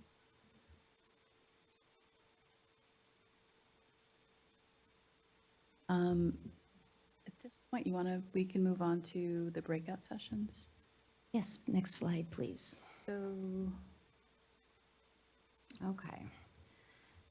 So we're going to go into breakout rooms again, just as we did before. We'll have 4 groups, and you'll be in the same group, and we'll be meeting in the same location as before. And again, you're going to assign a note taker, a timekeeper, and a reporter. And then after the breakout session, we'll reconvene again for another share back. And for the session, you're going to be completing 2 activities and then responding to 1 set of questions. You'll have 35 minutes total, so about 10 minutes for each activity or the discussion questions. And then as before, we'll have staff members present to help facilitate and answer any questions that you may have. And then I'm just going to provide some brief instructions about the specific activities that you'll be participating in. For the first one, you'll see 2 large printed posters laying on the table. And you're going to be reviewing those large printouts. One of them is a mock-up of what the homepage is going to look like. And we did look at that during the last advisory group meeting, but we recognized that it was difficult because it was broken into several slides and we were doing it virtually. So we printed out 1 poster so you can just look at what it's going to look like in its entirety. And then if you have any questions about the overall design of the homepage, you can just take one of the pens that are laying on the table and write your feedback right on the poster itself. The other poster is, again, like we did during the last activity. It's 6 big colored boxes, and each box represents one of the main categories or homepage buttons. And they're the same categories you saw before: learn about your drinking water advisory group, and the 4 others. And under each of the categories within the colored boxes is a list of all the popular search topics that we think falls under that particular category. So if you see anything that's missing that you think should be there, we'd like you to take one of the Post-it notes provided that's right there on the poster and just write your feedback down and stick it in the appropriate category box. And again, if some of this doesn't make sense, someone will be there to help explain it to you. But I think once you see the posters, it'll be more self-explanatory. And then for the second activity, you're going to actually look at your breakout group packet here. And under the session number 2, which is your 3rd page, you'll see there are a series of icons. And these are just sample icons that we came up with that we thought would be good icons for those 6 main category buttons. And this is in response to your comment about, these icons should be intuitive. People should know right away what it is that they're looking at when they're searching for something. But we want to make sure that we're on the right track. So we're asking you to take a look at this and say, yes, this one makes sense, this one doesn't. I propose something completely different. Get creative here because there's nothing written in stone. These are just to get you thinking. And then you can write your feedback and notes in the little section provided here on the sheet itself. And then the third thing that you'll be doing is just reading at the bottom of this page here, number 3, there are some questions that we have for you about the information that should be included about your advisory group particularly.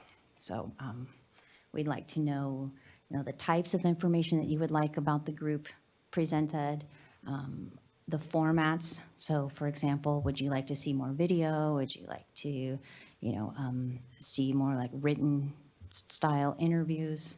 And then the platforms that you would recommend for inclusion. So social media, for example. So, and in the same way, you can just write your feedback on this sheet itself, and then your reporter will be reporting out on those questions. And that's it. Any questions on the instruction that were just shared? Okay, so the breakout groups will be the same as before. So groups 1 and 2 will stay here, and the other groups, it's now the combined group 3 and 4, right? So 3 and 4 will go to the training room that you were in earlier this morning. So we're going to have 40 minutes for that.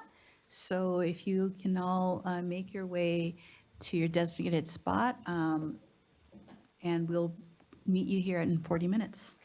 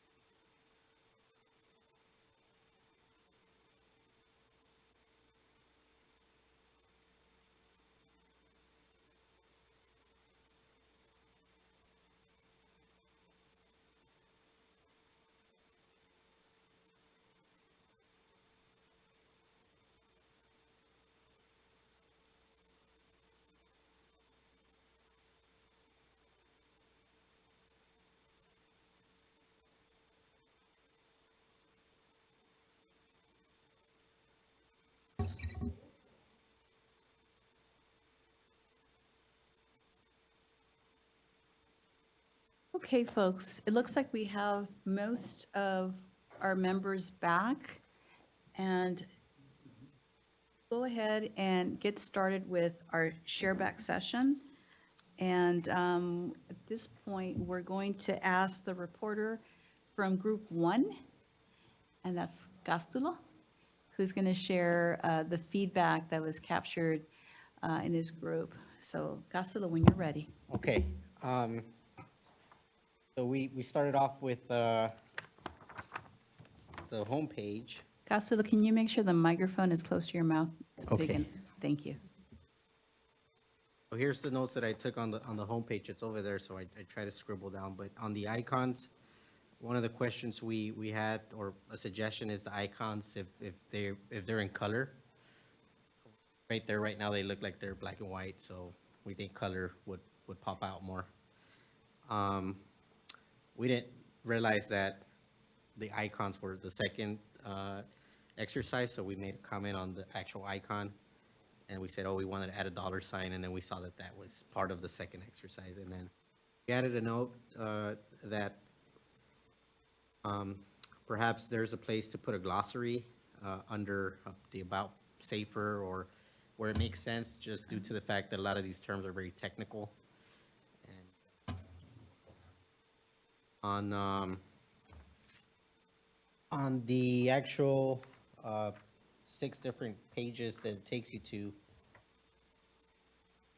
I have the Spanish version, so it's going to be hard for me to translate it in English. I'm just going to read it in Spanish. First one is saber más sobre su agua.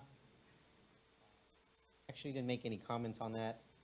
The second one, the green one, solicitar ayuda y financiamiento.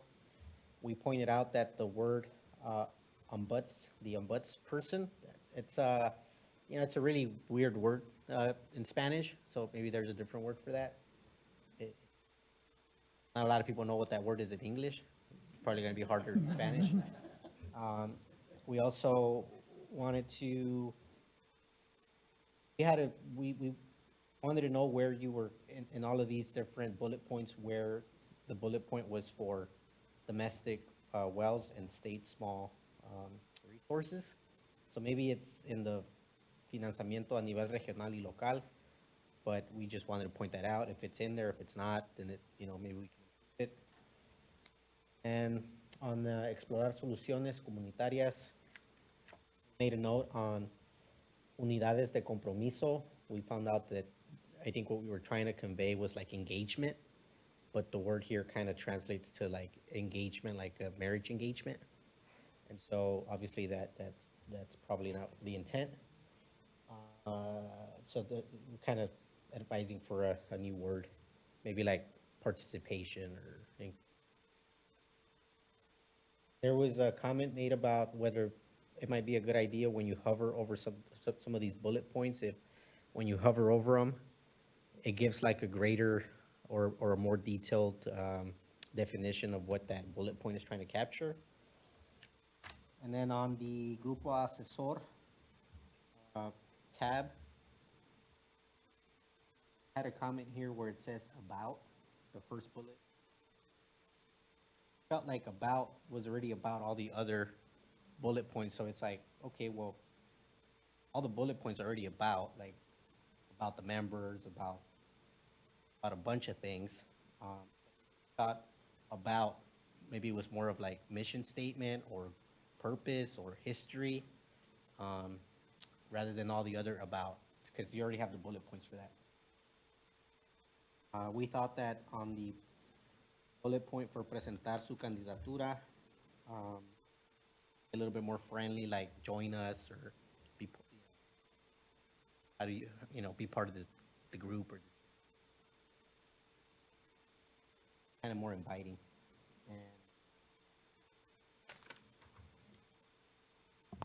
Okay, and then do you want me to go to, is this just for question 1? How do you want to take that? Why don't you just go ahead and provide all your feedback now, since so much of it is interrelated. Okay, So, so that. If I can just ask, Casolo, if you, when you say it in Spanish, if you can just repeat that category in English, just for Alicia to follow along. Okay, so I'm moving on to discussion number 2, and this is about the sample icons. The first one, we eliminated the 3 of them, and we chose the second one, the one with the faucet pouring on the glass. We thought that sent a clearer message, but we thought that you could go a little bit further and actually show someone drinking the glass of water. Right here, it kind of looks like it's going into a glass, but I think if you just show someone drinking it, it's a very clear message that this is about drinking water. On the request help and funding, we thought that out of the 4, the best one was the third option. And we had a suggestion that rather than just showing the circle with the dollar sign, actually use a dollar bill. And on the Explore Community Solutions, we chose the first and last one. And our comment there is we thought that was the 2 best options because it showed collaboration. It shows, multiple hands. And so we thought that was good. On the advisory group one, we kind of left it open to the last 2. We eliminated the first 2. And we kind of leaned on the last one just because it showed a group of people kind of working together in a desk. And so, On the accomplishments, we picked the second one, and just again, because it shows multiple participants kind of high-fiving each other, kind of celebrating some sort of accomplishment. And on policies and documents, we chose the first one because it has the search icon next to a document. And then on the last question on bios and things, we just said yes. We think it's important that folks learn about the program, that they learn about the group, that they learn about the individuals, and anything we can do to promote the goals of the group, we thought would be a good thing. Wonderful. Thank you very much. So here's my other question. Casulo, thank you for putting all that together. I know it's a lot. So in terms of the third question, do you have any feedback on that you want to share? On the third question says, should bios and interviews? Yeah, our general feedback was yes. We think it's important for us to advertise the group and not just the members, but the group in general, the mission, our accomplishments, what we're trying to do, just kind of make it personable. We think it would encourage participation. Thank you for that. Alicia, do you have any clarifying questions for Costello or the group? I don't, but thank you for all the great feedback. For group 1, did anybody have any additional comments? I think, Costello, you summarized it pretty well, but. No. Okay. All right. Thank you so much again. That was really helpful. Okay, let's move on to group 2. And the reporter is Eric. All right. Thank you, Eric. All right. And so similarly, if I missed anything, feel free to jump in, group members. We had a really good discussion on what these visuals could best represent. And so first, I'll dig into what were some of the recommendations to the main webpage. One of the first things we saw and were wanting to change was to have more pictures or videos in the beginning of the homepage to better visualize what the Safer Advisory Group or just the Safer program does, and also include a simplified topic sentence around, show visuals about what the Safer program does, and then also show a sentence that more clearly states what the intent of the Safer program is.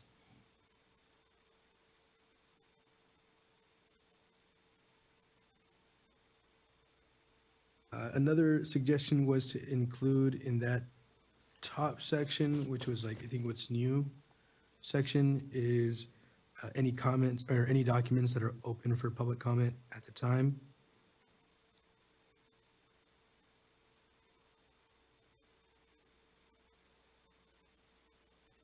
And then beyond that, in the policies and document section, we wanted to see grants and funding resources more prominently displayed within that section.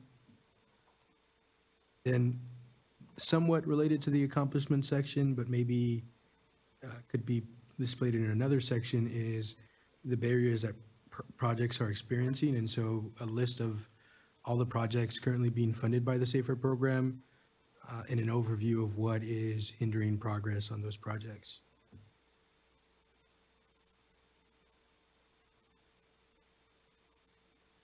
I think that was it for the printouts. And then in terms of the icons, we had feedback on the first icon was there was a split decision between the second and fourth icon. One for the second icon had a suggestion around adding a question mark to the faucet, just above the faucet. But there was a direct sort of identification of the magnifying glass on the fourth image being a good sort of predictor or indicator of the importance of understanding your water. Second one, I believe the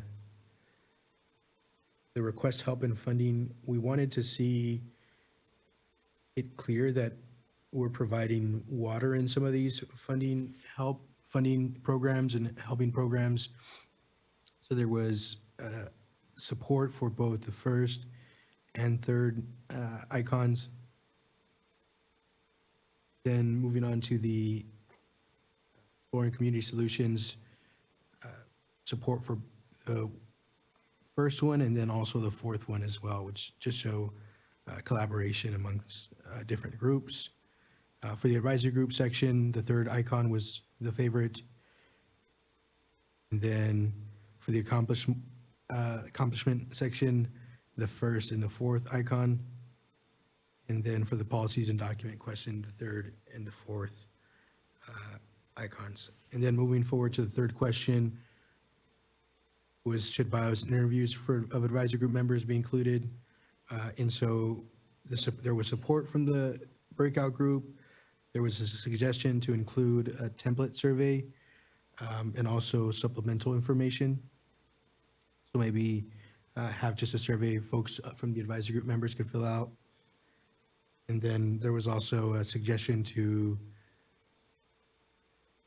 maybe have some like interviews with some of the advisory group members to showcase on social media about what was the reason they joined the advisory group and what communities they represent and what they're hoping to accomplish with the SAFER program. I think that was it, unless anyone else had any other suggestions.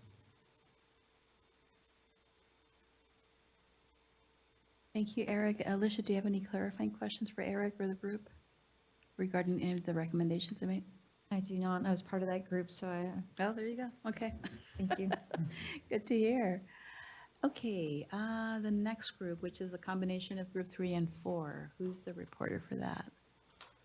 Well, we didn't pick one, so I've been told that I'm going to try to do this. So Okay. I welcome my group members jumping in. Thank you. Thanks. I'm actually going to start with question 3 because our answer there was just less is more. We thought photos, names, what we represent on the board is sufficient. Was our general opinion. And then for the homepage, let's see if I can do this. Okay, so the first thing is that there's this picture of the surface water canal, and we didn't think that was a great representation of the SAFER program and thought that maybe a rotating cast of photos that had more people in them might make more sense on the top there. Agreed with the idea of color for the logos or for the icons. One idea was to potentially move down the what's new down to the bottom, since that information is maybe geared towards not necessarily like public people, and kind of trying to keep those icons up at the top. And a search bar we didn't see on here, but thought that would be important. And I think that's that.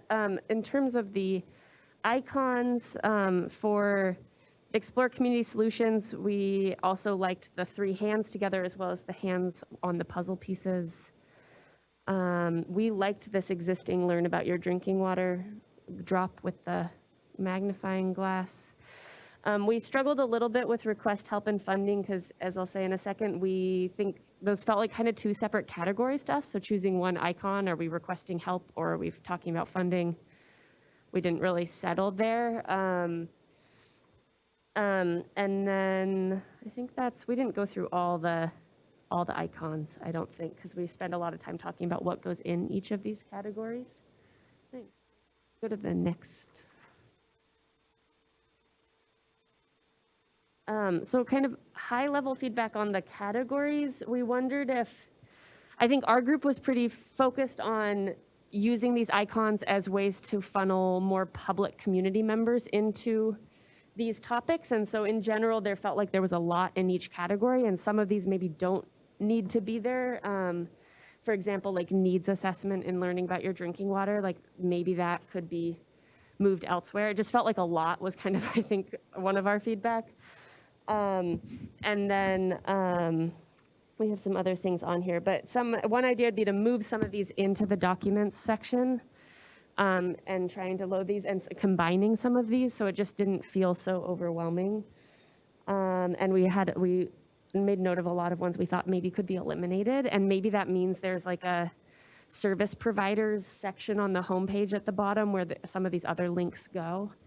But we were really fixated on like what would be legible to community members, and so also some of these words, and I think similar to the Spanish language group, like some of the words didn't feel that relatable, felt very technical, and we wanted to see maybe some more success stories in the accomplishments, things that people might like relate to when they looked at it. Rami or Sergio, Don?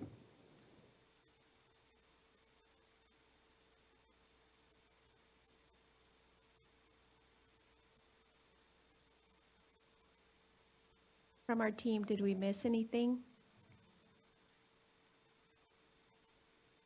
Perhaps the only emphasis, Christine actually covered everything pretty well.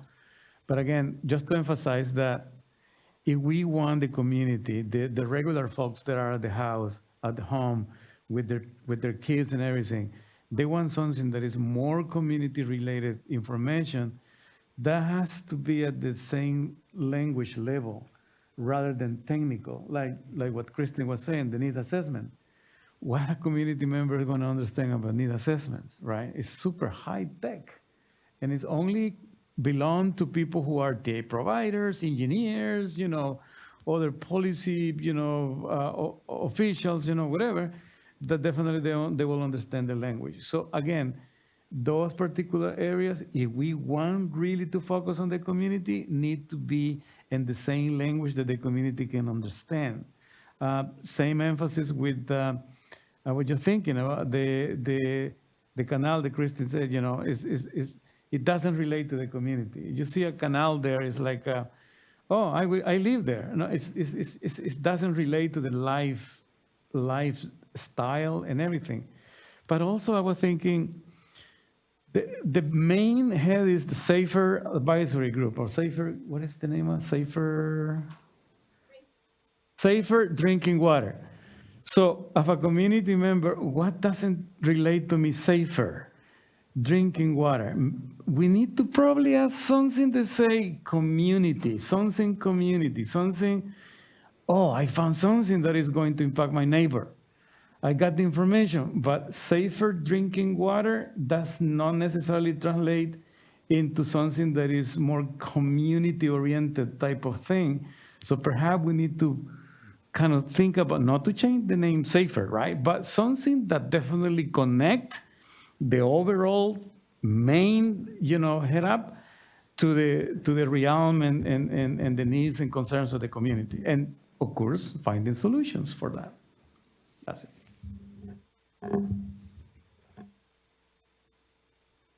Really great feedback. All right. Anything else? Any additional comments? Cool. All right, that is really fantastic. Alicia, you've got your work cut out for you. I think this is That was incredible feedback. a lot of feedback, and all very good feedback from all three groups so far. I do have a clarifying question about the types of information you would like to see included about the advisory group. So when you say less is more, what exactly do you mean? What are you envisioning? I know that we talked about, and I'm not sure if it was made clear, but in one of the groups, we talked about having a standard survey or template of sorts for each advisory group member to complete that would result in a short bio about that member, you know, who they're representing, what community they come from, or what other types of information you'd like to see included with a photo of the member as well. Is that, when you say less, are you envisioning something like that, like a short bio? And then in addition to that, it was suggested that it wouldn't be mandatory, obviously, for all advisory group members to be interviewed or share additional information, but for those who wanted to, we could highlight them and the work that's being done in their community, or, you know, other topics, and we could have those videos on the website or social media or elsewhere. So I just want to dive in a little deeper there. Yeah, and correct me if I'm wrong, anyone in our group, but I think we didn't feel the need for like bios at all, in part because I think we were kind of referring to ourselves as representatives of broader things. Like it didn't feel about us so much as it feels about who's represented. So saying that there's private well owners represented, that feels, and now I'm sort of speaking for myself, but that was the sentiment I got, feels more important than focusing on Jim, for example, even though Jim is very important. And we're all very important, but I think that, you know, my thought as well was that, you know, just kind of keeping us as a generic group, but with very specific, you know, relatability to safety, and not PhDs or blah, blah, blah. You know, it's more of, you know, we're here to help this program succeed. Okay, that's helpful. Thank you. If I may, oh, I'm sorry, Castello. Oh, okay. I think it would be all, if we want to actually consider that the bias, I think we need to also translate that what these individuals doing for the community, so people can communicate, right? Like he was the hero, he was the one who helped us with that. You know, like I can give you one example. Castello, ever since Castello got into the water district, he has been the champion. He has been the champion. He is the one who actually negotiating internally with the water district to push for the projects that we identified. So just to translate that, instead of, oh yeah, he graduated from you know, the university or whatever with these diplomas and these like years, or like, it doesn't relate really, and it's going to intimidate people. What do these people know about our community?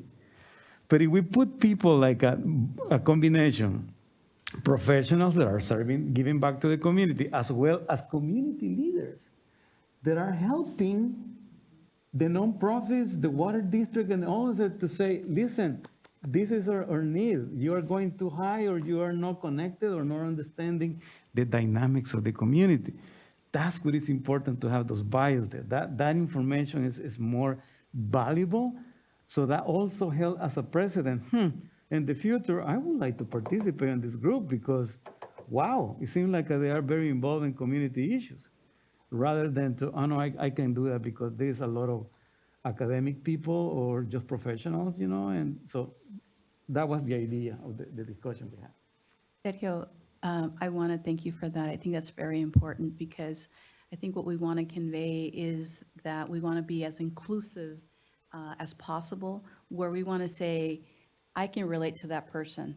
I want to be part of this advisory group. So you raised a very good point. And, you know, as you can see, the diversity is here in terms of backgrounds, either from educational levels to professional to the whole gamut, and it's all important. And that's why it's so important to get all the various perspectives. So thank you for saying that and for stressing that. And I think that that's something that is top of mind for us. So thank you for that. And Castello, you have a question? Yeah, I was just going to share that I thought that the page that you have right now, which I don't think has bios, it just has a kind of the short survey. I thought that worked. I thought that in my mind, when I made the comments that I made, it was more like leaving it open for staff to figure out, what projects you want to highlight, how you want to craft putting out a message in a general way, but from a clicking of the tab, I thought the page you have right now is probably sufficient, at least for me, where it just shows your name, your affiliation, and who you're like representing, where you're from, kind of just, basic. And then if like, there should be a program, however, to promote the group. That could be a combination of emphasizing projects, emphasizing a particular member, however you come up with that, but there should be an effort to promote the group. It doesn't necessarily have to be like a bio for everyone, but that's just a comment. Absolutely. You have a good point there, and this is one question I'll have, and it's not anything you raised, Alicia. We're trying to have redevelop a website that's inclusive and accessible to all Californians who want to learn about, our program, right? So my question to you all, and I'll let you guys just raise your hand if you want to add to this. How do we inform the community, all of the different communities, about the existence of this website? There's going to be a lot of stuff on here, a lot of very valuable information. I'd like to hear, what are some of your recommendations? How do we get the word out?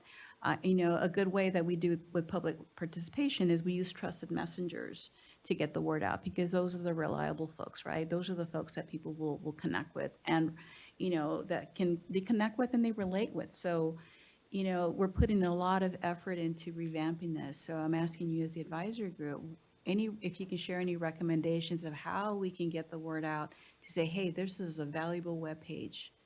Help us, visit it. I just from what comes to my mind automatically is if you had like short video where you're highlighting even today you said, happy birthday. And if you had a quick video, 3-minute video, where you say, hey, look, this happened because of this. This is what we've done so far. Here are the group members who do have ties with the community. I think a lot of folks here are we're all part of the community, and that's why we're here. We're involved. And so just really humanizing, I think just putting out that human element, showing everybody's face quickly, and just, like a feel-good story. And then I think all of us could share it. All our agencies could share it, all our groups could share it. And I think, for me, I think that would be a first step. I don't think I've seen that.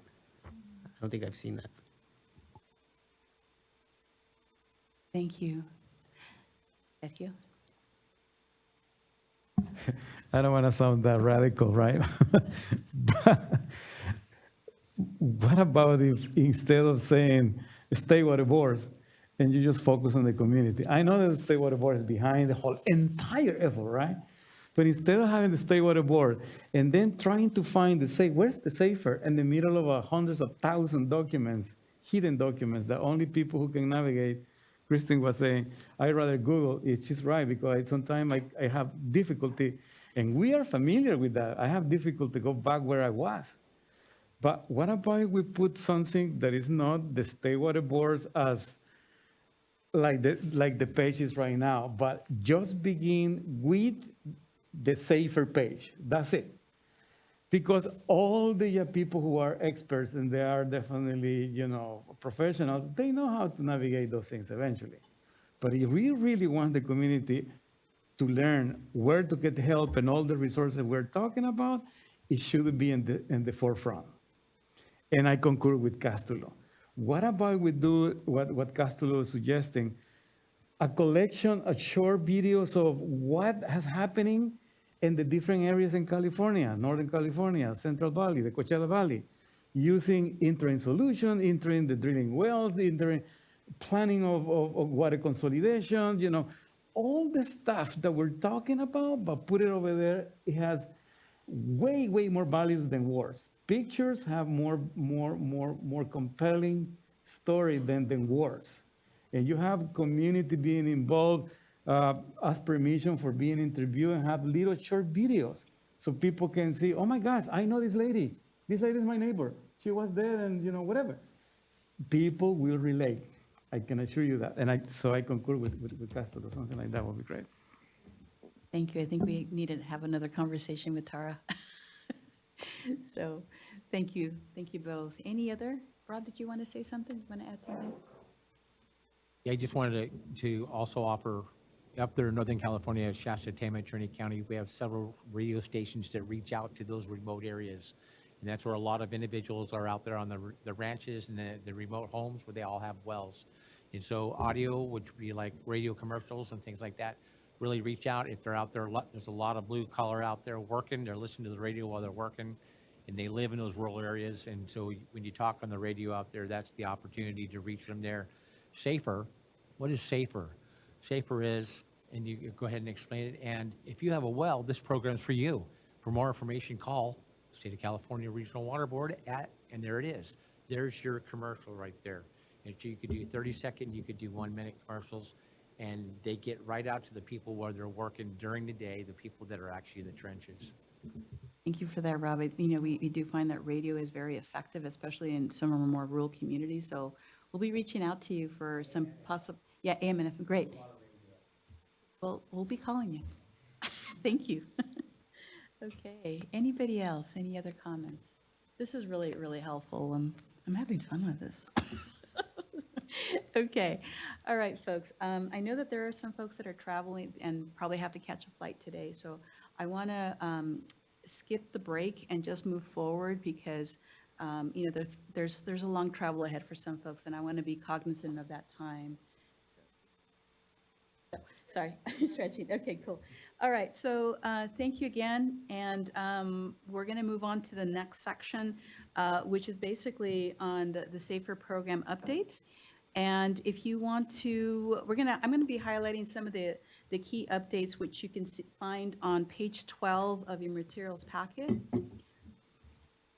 Oops.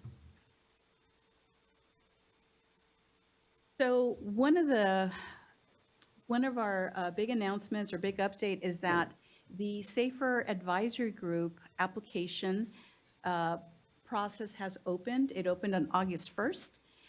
It closes September 30th. And just wanted to share with you that there are 3 different ways to apply.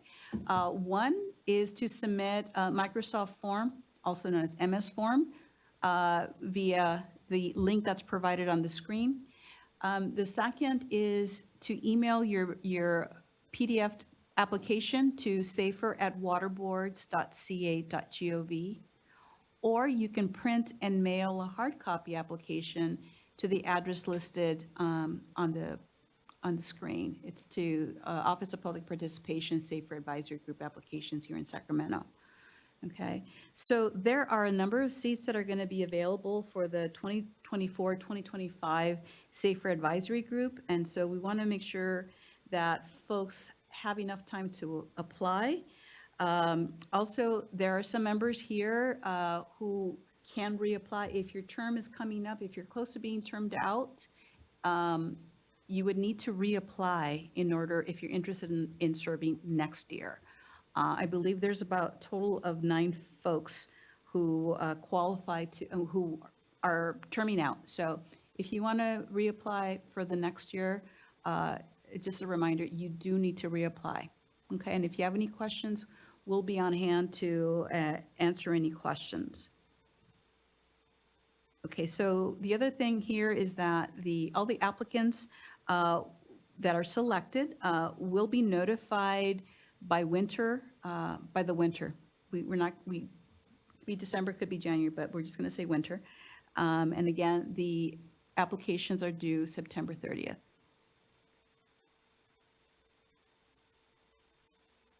So who can apply to the SAFER Advisory Group? These are the categories. Again, like I mentioned, current SAFER Advisory Group members with expiring terms who wish to continue serving. That's one group. Second is tribal representatives. Come from a tribal government, you're a member of a tribe, a tribal water system, or a tribal non-governmental organization. Residents of disadvantaged communities, residents with state small water systems, and residents where domestic wells are served by community water systems. And the third category is basically public representatives from a public water system, a technical assistance provider, a non-governmental organization, and public agencies. Additionally, our office will be hosting 2 question and answer sessions virtually. Vanessa Soto, our engagement coordinator, who is the lead for the Safer Advisory application process, will be hosting 2 sessions, one on August 23rd from 6 to 7:30, and another on August 30th from 11 a.m. to 1 p.m. Those are 2 sessions where folks can just call in, sorry, not call in, but, log in to the Zoom link and ask questions about the process, ask questions about what it's like, what are some of the requirements or expectations for serving a Safer Advisory Group member. So again, those 2 opportunities are there. We will also have an opportunity to hold or answer questions in Spanish. So if we want to make sure that people aren't deterred by us. This is in English, but we will have a Spanish speaker on hand in case if there's any questions that come in Spanish. Okay. So to get additional information on the advisory group, please click on the link that's provided on the screen. And/or contact Vanessa Soto by emailing her at safer@waterboards.ca.gov. Okay, and then just very quickly, here's our tentative. We wanted to share our tentative 2023 SAFER timeline. This past July, we considered the adoption of the Safe Drinking Water Revolving Fund and Tenant Use Plan, and also released the draft fund expenditure plan for fiscal year 2023-24. As I just mentioned, earlier this month, on August 1st, the Safer Advisory Group member applications opened. August is obviously a very busy month. August 16th, we're also going to have a board workshop on the draft fund expenditure plan for 2023-2024. On August 23rd and August 30th, as I mentioned, we'll be hosting the Q&A sessions for the Safer Advisory Group member application. And on August 30th, that will be the deadline to provide documents on the draft fund expenditure plan. So again, busy time between now and this end of the month. In September, right around the corner, September 30th, as I mentioned before, the Safer Advisory Group member application closes. And then come October 3rd, we'll have a board consideration for the 2023-24 Safe and Affordable Drinking Water Fund Expenditure Plan. And then in December 7th, guess what, folks? That's the next time we meet. And we will be meeting in person.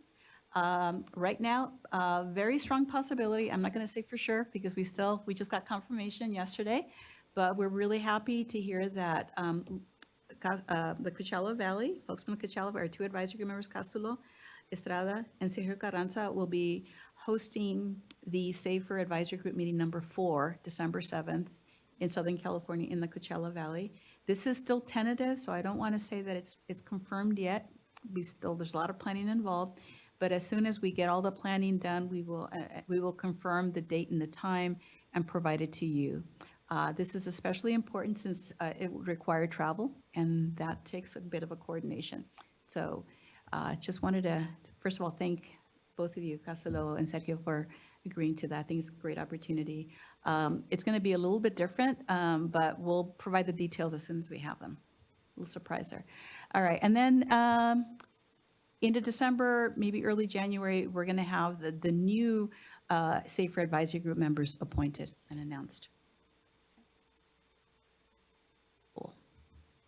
All right, so at this point, we're going to transition over to Advisory Group member announcements. And we will invite the Advisory Group members to share their work that, or any, or involvement in any of the drinking water projects under the Safer Drinking Water Program. And if you can do so in 2 minutes or less, that would be great. So if anybody who's interested in making an announcement, if you can please raise your card, and we will take you in the order that we see the cards raised. So can we have Castulo? Okay, go for it, Castulo. Yes, hi. We are beginning to plan a big celebration in the Coachella Valley. I think we just went out to bid for what we call the Avenue 66 water transmission main. It's a $30+ million project. $7 million was from a budget appropriation through Assemblymember Garcia, and about $24 million was through the State Water Board. So thank you for that. And so it's about a 5-mile pipeline, 30-inch diameter pipeline. We describe it as the backbone that it's going to allow for the consolidation of dozens of small water systems. So it's a tremendously important piece of infrastructure. And so that's something that we've been trying to coordinate with federal EPA, Ms. Marta Guzman, something that we've been talking with some of the board members at the water board, including the chairman. And so we're calling it a community celebration, and we have started to reach out to our partner agencies just in preparation for that celebration. And we are aiming at around January to do that. And what we kind of are envisioning is a lot of community participation. That's why we're calling it a community celebration. We envision kind of involving the local schools, having some of the community perform culture performances like Folclórico or other types of activities, and also planning on inviting our local tribe there, the Torres Martinez, to perhaps have some involvement with some blessings and things like that. And so it's something that is, we're very happy, and I put it out there because you're all invited, and as we have more details, we will provide those details. Thank you. You've got some other announcements? Jim, go ahead.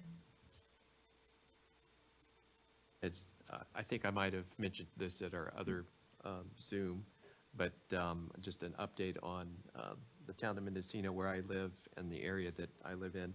We've applied for technical assistance.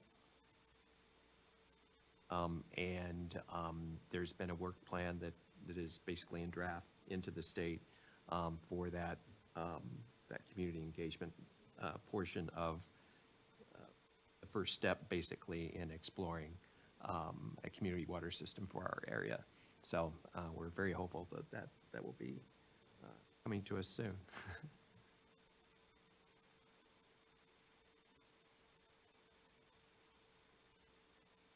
Oops, me too. Thank you, Jim. Okay, this is all really exciting work, exciting announcements that folks are sharing. Are there any other announcements that folks would like to share?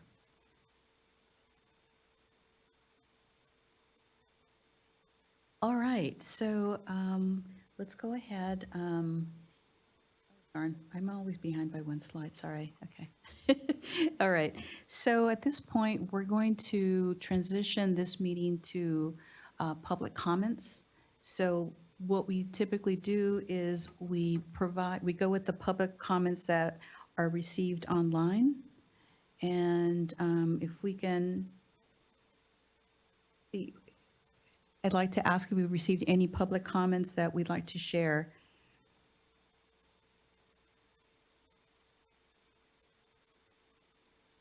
I think there was one or two that were received. I had a question and a comment, and I can read them if you'd like. Would you please, Alicia? Thank you. So I'll start with just our general comment, and then we'll get to the question. Had a comment from Fabian Espinosa, and Fabian said, in reference to fiscal year 2023-24 Safe and Affordable Drinking Water Fund expenditure plan, I highly recommend respectfully through this public comment that funding be protected and projected for increases for the immediate future for the following two categories that fall under emergencies and urgent. First, the funding already allocated through RCAC for replacement of private domestic wells that have failed due to ag overpumping for not only low income, but for middle income households as well. Secondly, the funds allocated through self-help enterprise for those relying on bottled and tank hauled water programs. Again, I reiterate, the funds for the categories mentioned above should be protected, preserved, and increased. Additionally, larger strides are necessary from the State Water Board and SAFER to increase funding and goal efforts to broaden the amount of town and city water system consolidations, not only for adjacent unincorporated communities, but to expand consolidation to private well households that are out of the zone of said water systems, but are still reasonably close. And then in addition to that comment, we had a question. And this question was from Bruce Hodeschelt. And it is, have alternatives to drilling wells been explored and or approved to accelerate bringing safe, affordable drinking water online? As in Allensworth, UC Berkeley is piloting arsenic treatment. And I believe Jeff was going to respond to that question, right? Oh, no. If not, we can also just get back to Bruce at a later time. Yeah, I did email Bruce back. Yeah. And the general response was that the conversation that we had here this morning was largely centered around domestic wells that have gone dry. So hence the nexus for drilling new wells. But we do have programs that do test water quality in wells and then consider installing a point of use or point of entry treatment device if appropriate. And then if you really wanted to take a step back and consider projects outside of domestic wells, public water systems, if we're funding a project, we are looking at an array of alternatives and then trying to land on the most appropriate and cost-efficient one. Thank you. And then Marina, I want to make sure that you saw that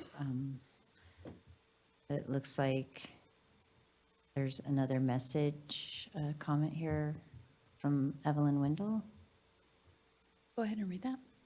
Thanks.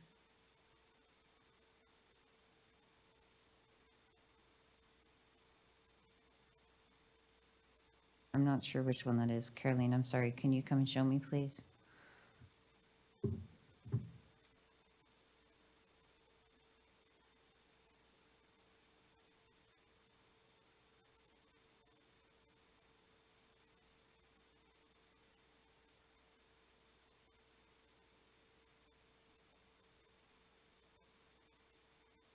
Okay, so we have, please consider working with WeTap.org and the Safe to Drink work group for CAWQMC. And also, I chair the Safe to Drink website, and I hope this website can coordinate drinking water information for your needs. And that website is mywaterquality.ca.gov/safe_to_drink. Also, the WeTap app is under revamp, and we are very willing to work with you to assist the SAFER program. Please keep this in mind and let me know if there's anyone specific that I can speak with about this. Best wishes and thanks for your important work. Great. Thanks, Alicia. Is that all the comments? I believe so, yes. All right, so thank you, folks. Okay, so at this point, we're going to open up for comments for members of the public who are present here today.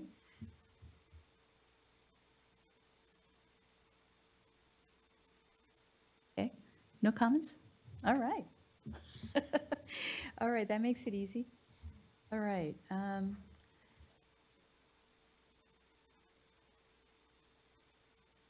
Closing remarks and next steps. So we're pretty close to the end of our meeting, and before we close, I want to express our expectations of advisory group members. The SAFER team works very hard to coordinate these meetings and makes every effort to make sure that you all have your meeting materials, that we know who's coming and whatnot. We also work very hard to send reminders And this is done through email, this is done through phone calls, sometimes even through text messages. And,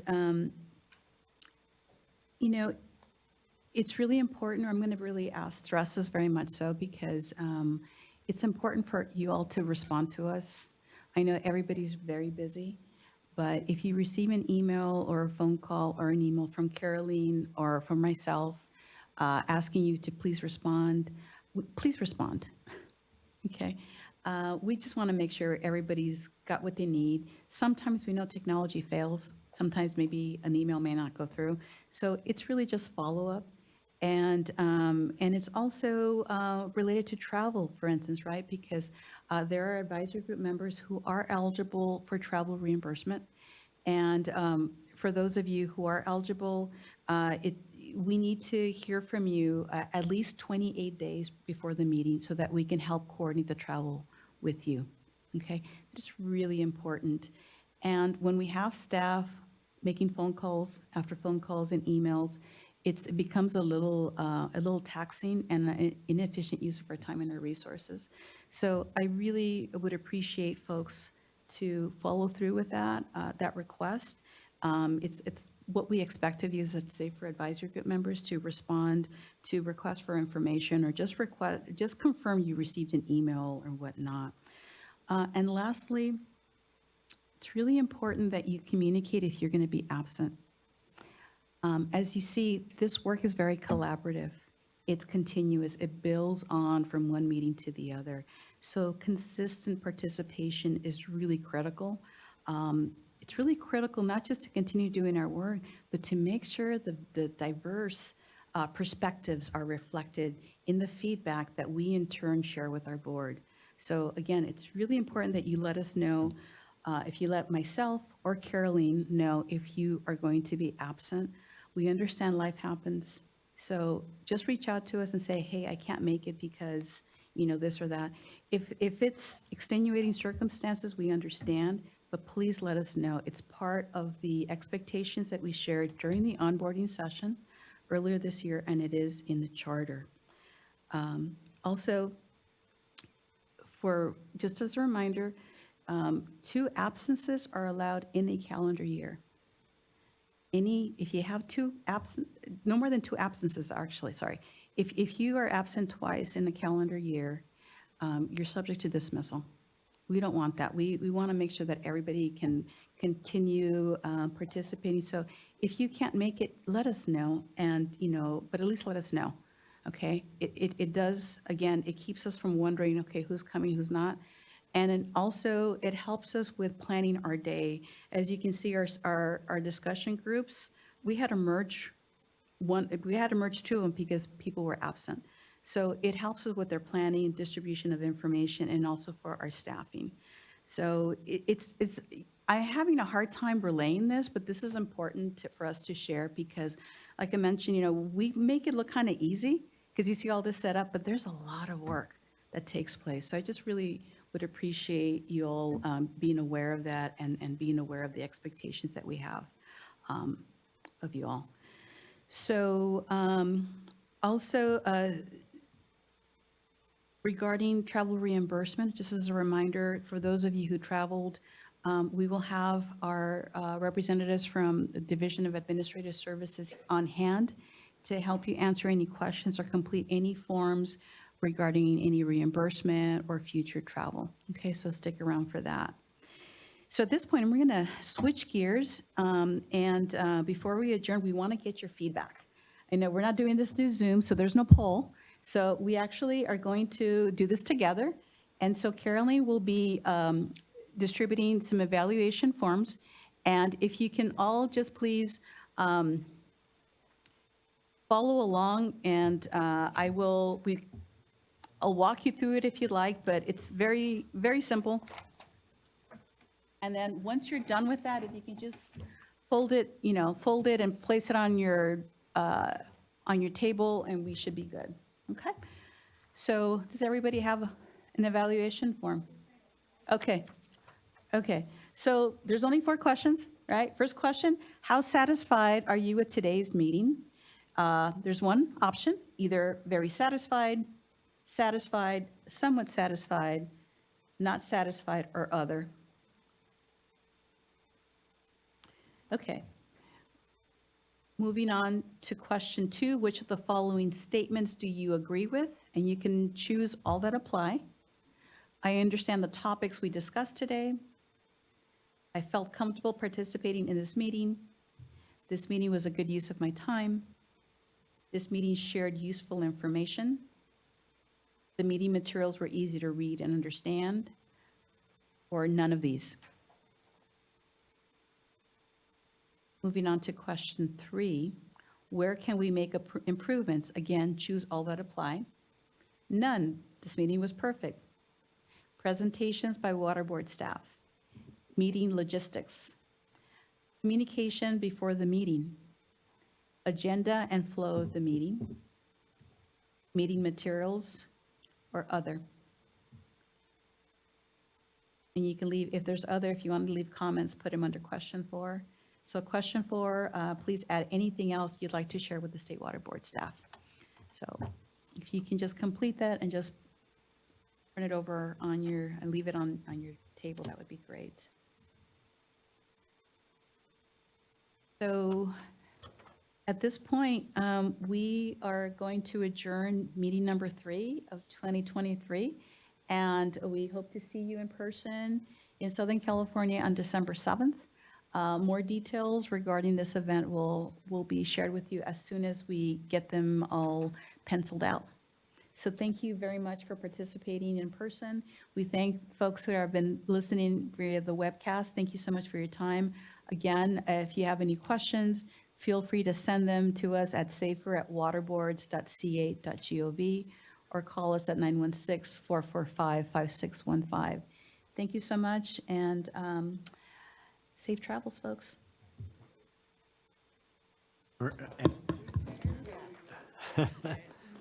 And Marina, let us, as advisory board members, let us thank you, Marina and Caroline, and all the others here for, this was a great meeting. Thank you so much.